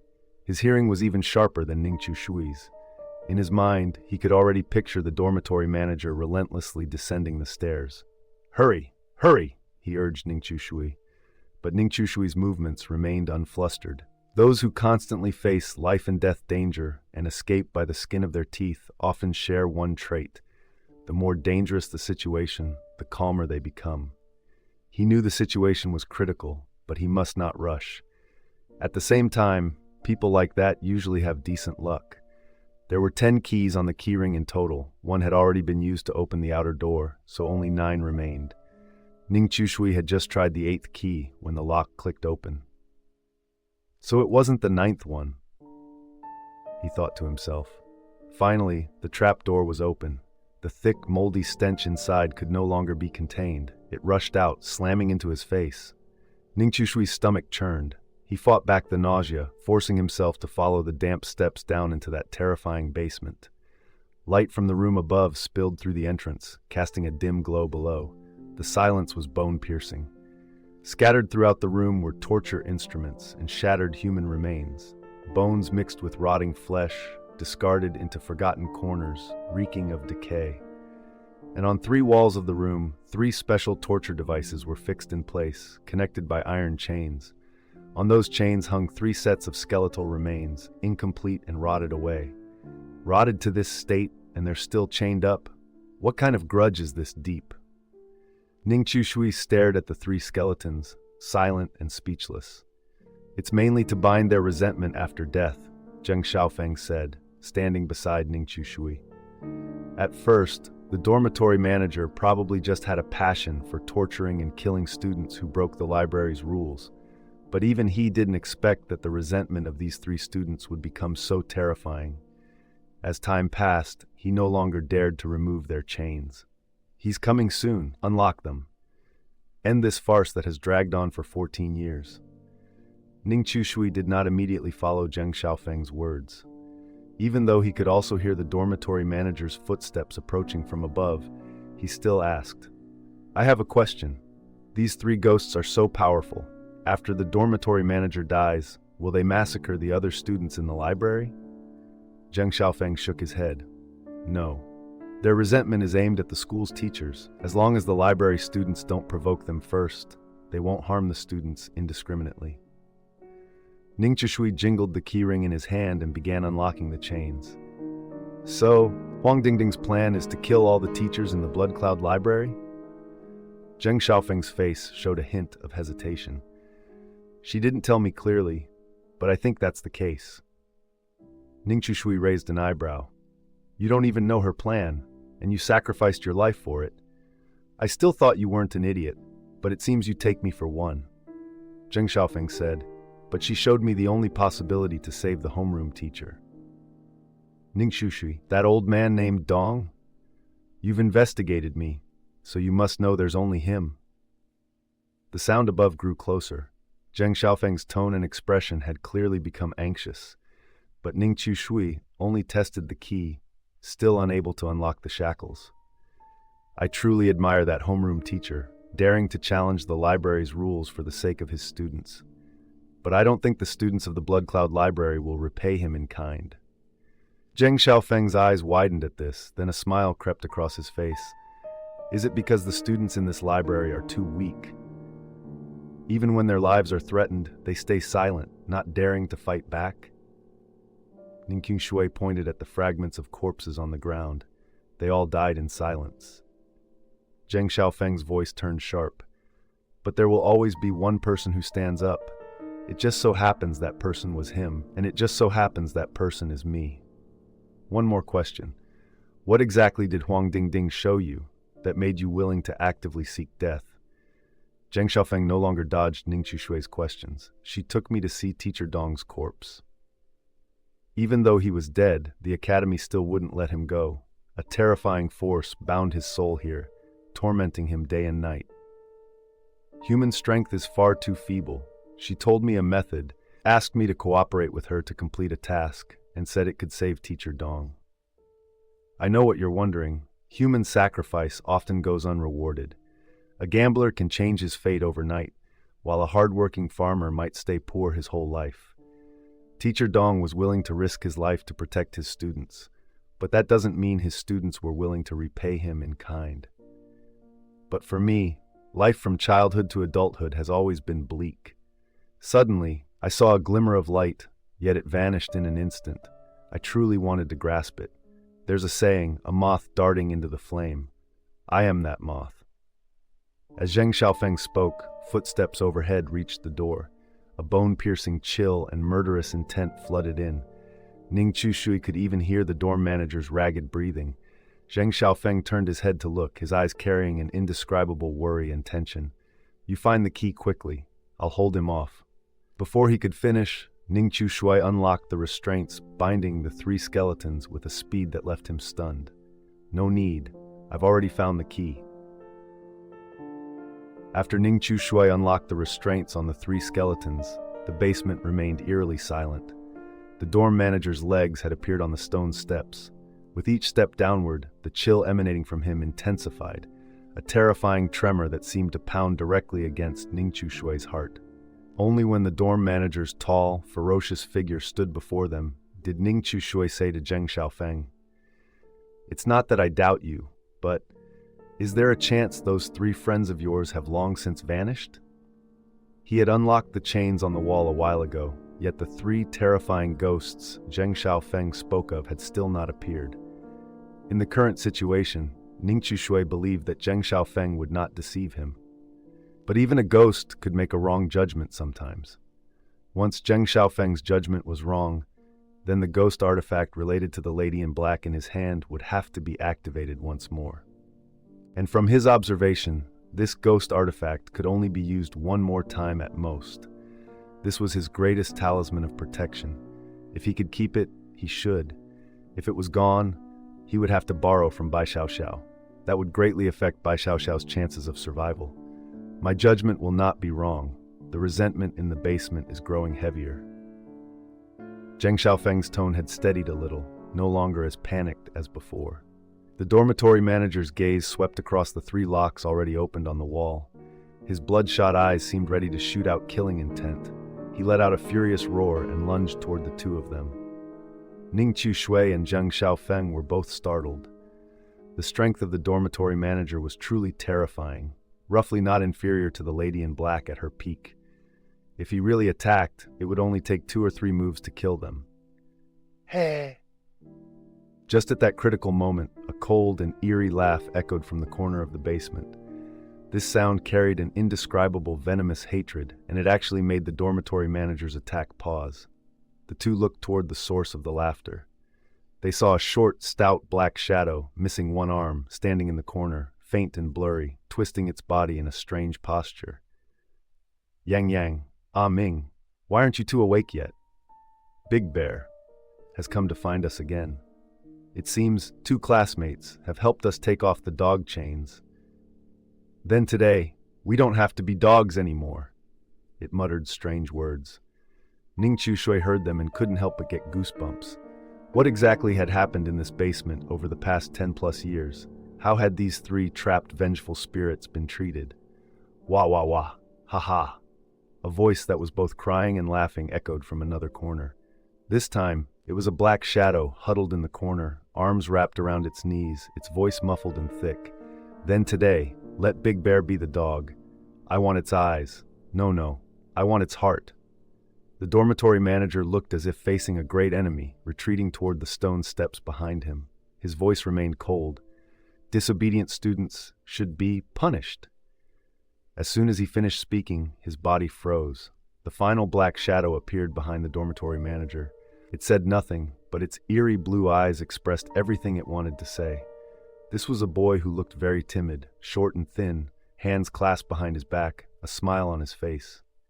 "Big Bear, are you in a hurry to leave? That's not like you at all. Today, play with us for a while." The dormitory manager swung his fist at the boy, but the boy just smiled and vanished before his eyes. The dormitory manager whipped his head around, scanning the area. The 2 little boys giggled at him. "Don't look at us. Yang isn't here." And at that moment, the voice of the boy called Yang echoed darkly through the basement. "Big Bear, the first game we're playing today is hide and seek. Guess where I am right now?" The dorm manager's bloodshot, vicious eyes flickered with terror. He searched everywhere for a trace of Yang, but the boy seemed to have vanished into thin air. No matter how he looked, he couldn't find the child. "Hey, you idiot, I'm inside your eyes." The eerie laughter rang out. The next instant, the dorm manager let out a shriek of agony. A finger burst forth from his eye socket, blood gushing out in a torrent. The dorm manager clutched his eye, his thick finger digging inside, but behind the eyeball was only his brain, a bloody, pulpy mess. I'm not there anymore. Guess where I am this time? A hint for you. I'm in a place your thoughts can't reach. A place thoughts can't reach. Ning Chushui and Zheng Xiaofeng, still in the basement, were stunned. The dorm manager began searching the basement again. After confirming no other spots held the boy, he started literally digging into his own heart and lungs. The bloody scene sent chills down Ning Chushui's spine. Yet, even after he had nearly hollowed out his own chest cavity, he still couldn't find Yang Yang's shadow. Stupid Big Bear, I'm inside your head. You're just a puppet of this academy. Your head has no thoughts of your own. The cold voice spoke. The dorm manager trembled violently. A pale white arm pierced straight through his skull, blood and brain matter splattering everywhere as it thrust out. The three little ghosts in the dormitory basement, freed from their chains by Ning Chushui, had also broken free from the academy's binding. After their escape, they took their revenge on the dorm manager. Ning Chushui and Zheng Xiaofeng watched it all from the basement, their skin crawling. One man and one ghost tried to leave the basement, but the door slammed shut with a heavy bang. Ning Chushui and Zheng Xiaofeng stood before it, feeling two cold, venomous gazes fix upon them. The resentment in those eyes was so intense that even Zheng Xiaofeng felt a chill of fear, his body freezing stiff. Hey, why won't you play with us? A clear, childish laugh echoed through the basement, whispering right into the ears of Ning Chushui and Zheng Xiaofeng. Zheng Xiaofeng felt that if he were still human, his limbs would have gone weak by now. The resentment of these three ghosts was truly terrifying. It had reached an abnormal level. He guessed that the resentment and power on these three ghosts weren't just their own. They had absorbed it from the academy over the years. We were the ones who freed you from your chains, who helped you escape, and now you want to kill us? Isn't that a bit too much? Ning Chushui narrowed his eyes. Ah, so that's it.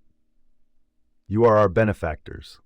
Ah Ming laughed, his whole body swaying as he advanced toward the two of them. Unfortunately, we have no choice but to do this. However, if you win the game, we will also have a reward for you. Another student beside him said the same thing. Zheng Xiaofeng had no interest in the reward they mentioned. He only wanted to leave this dangerous place as quickly as possible. And if we don't win? Ah, if you lose, you'll just have to stay in this basement forever with that Big Bear. This time, it was Yang Yang who spoke. Half of its body emerged from the head of the dormitory manager, its entire form stained with blood and shredded flesh, a smile still lingering on its face. Hearing this, a chill ran through Zheng Xiaofeng's body. Ning Chushui looked at the three ghosts and suddenly asked a question. You just said you had no choice but to do this. Is there some force controlling you? The blood-stained corner of Yang Yang's mouth twisted into a strange smile. You could say that. With that, it vanished abruptly. Next, the game begins. There are 3 rounds in total. If you find me twice, I'll let you go. If you find me all 3 times, I'll give you the reward. Each time I hide, you have 1 minute to find me. First hint, I'm hiding inside a pillar and a lot of wooden planks with no doors or windows around. After Yang Yang finished speaking, it fell silent. Ah Ming and the boy stared at Ning Chushui and Zheng Xiao, Feng with eerie smiles, not moving. In the darkness, the gazes of the 2 ghosts were terrifying. Zheng Xiaofeng had already searched the room frantically, but no matter how thoroughly he looked, he couldn't find Yang Yang. Half a minute had already passed. Anxious, he said to Ning Chushui, who was standing still. Ning Chushui, don't just stand there. Hurry up and search. Ning Chushui thought for a moment, then suddenly pointed at an umbrella in the corner. It's hiding in the umbrella. Zheng Xiaofeng was startled, but he followed Ning Chushui's instructions and opened the umbrella. The moment the umbrella opened, Yang Yang's twisted, horrifying face appeared inside, covered in gruesome scars. Ah! You found me again! Yang Yang's voice carried a hint of excitement, and then it vanished once more. Second time! This time, I'm hiding in a room full of my brothers and sisters. They just have bad tempers. Once provoked, they'll... Before it could finish, Ning Chushui interrupted. A matchbox. Yang Yang's voice disappeared. The air grew strange. Zheng Xiaofeng's expression twisted, a mix of shock, doubt, and embarrassment flickering in his eyes. Then he grabbed the matchbox from the corner of the room. Before he could even open it, Yang Yang's contorted body slowly crawled out from inside. Boring, so boring, it puffed out its cheeks, grumbling.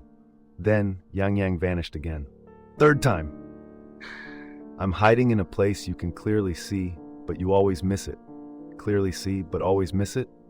At that moment, Zheng Xiaofeng completely gave up thinking. He turned to look at Ningqiu Shui beside him. Ningqiu Shui pointed at his own nose. Zheng Xiaofeng froze. He looked closer, and immediately saw the terrifying face grinning wide open on his own nose. This time, even a demon like him let out a startled scream. There was no other choice. Yang Yang was far stronger than him. If they actually fought, the opponent could kill him within minutes. Ah! Seeing himself caught so easily, Yang Yang groaned in frustration. Not playing with you anymore. Not playing with you anymore. You horrible people. Its small body appeared before Ningqiu Shui again, its green eyes burning with anger. Still, it pulled out a peculiar object from its body and handed it over. Ningqiu Shui looked. It was a pack of cigarettes. 3 cigarettes in total. Take it. This is our reward. Ningqiu Shui's heart stirred. He took the pack directly. Unsurprisingly, this was also an incredibly powerful ghost artifact.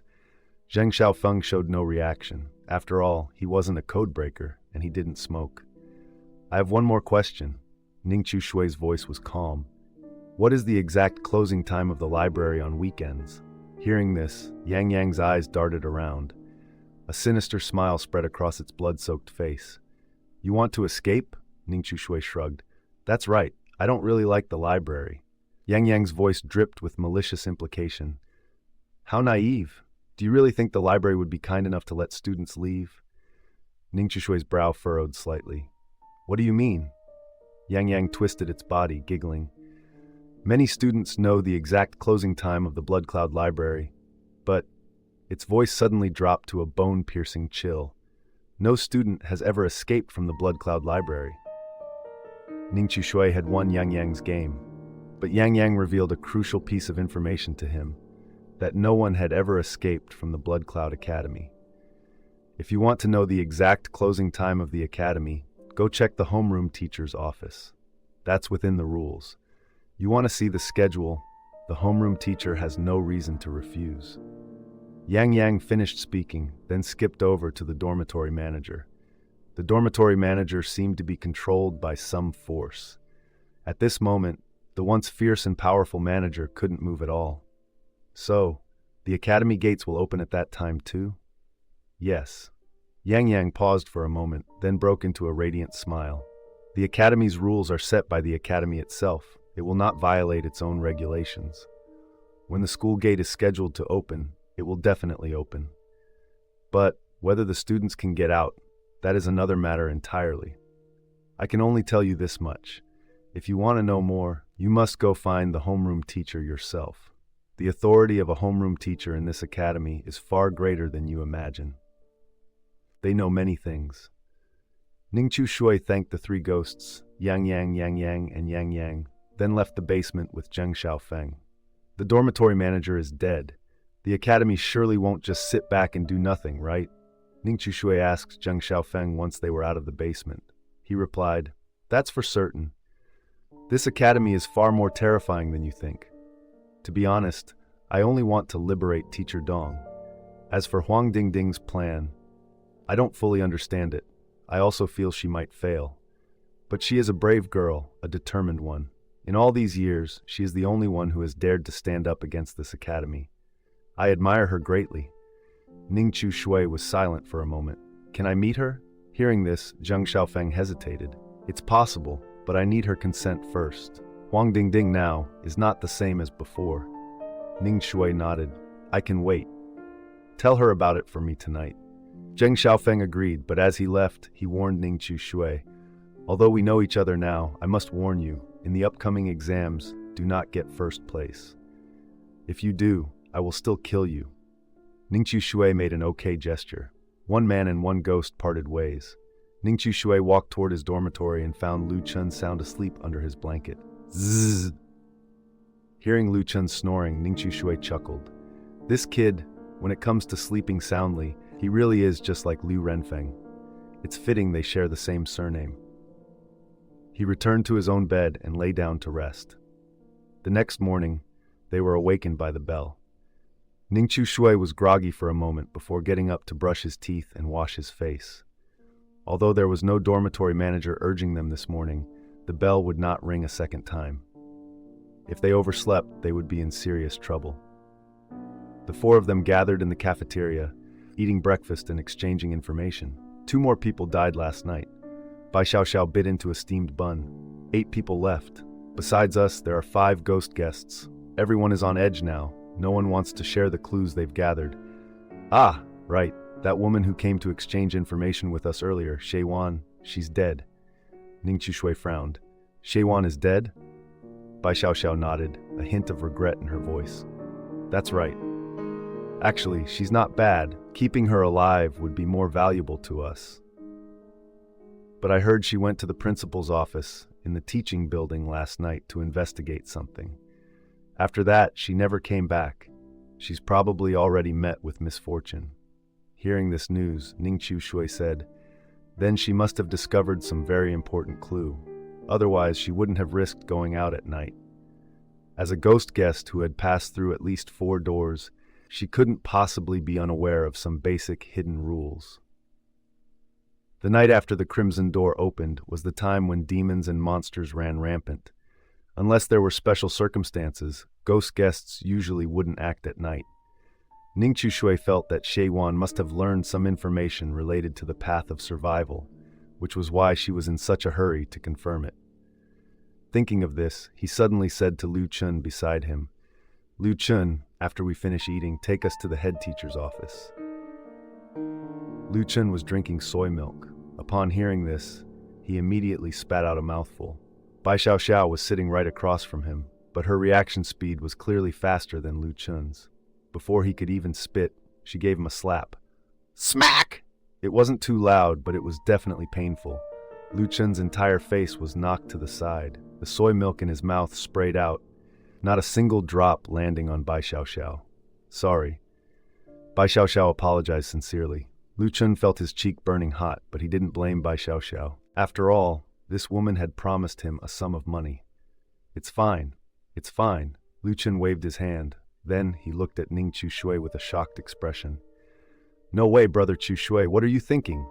Yesterday you wanted to go to that dark room, and today you want to go to the head teacher's office. Do you really want to go play in that dark room? Ningqiu Shui smiled faintly at him. Don't worry about that. Just lead the way. Liu Chun sighed. Fine, fine. Following you guys, I feel like sooner or later, I'm going to die.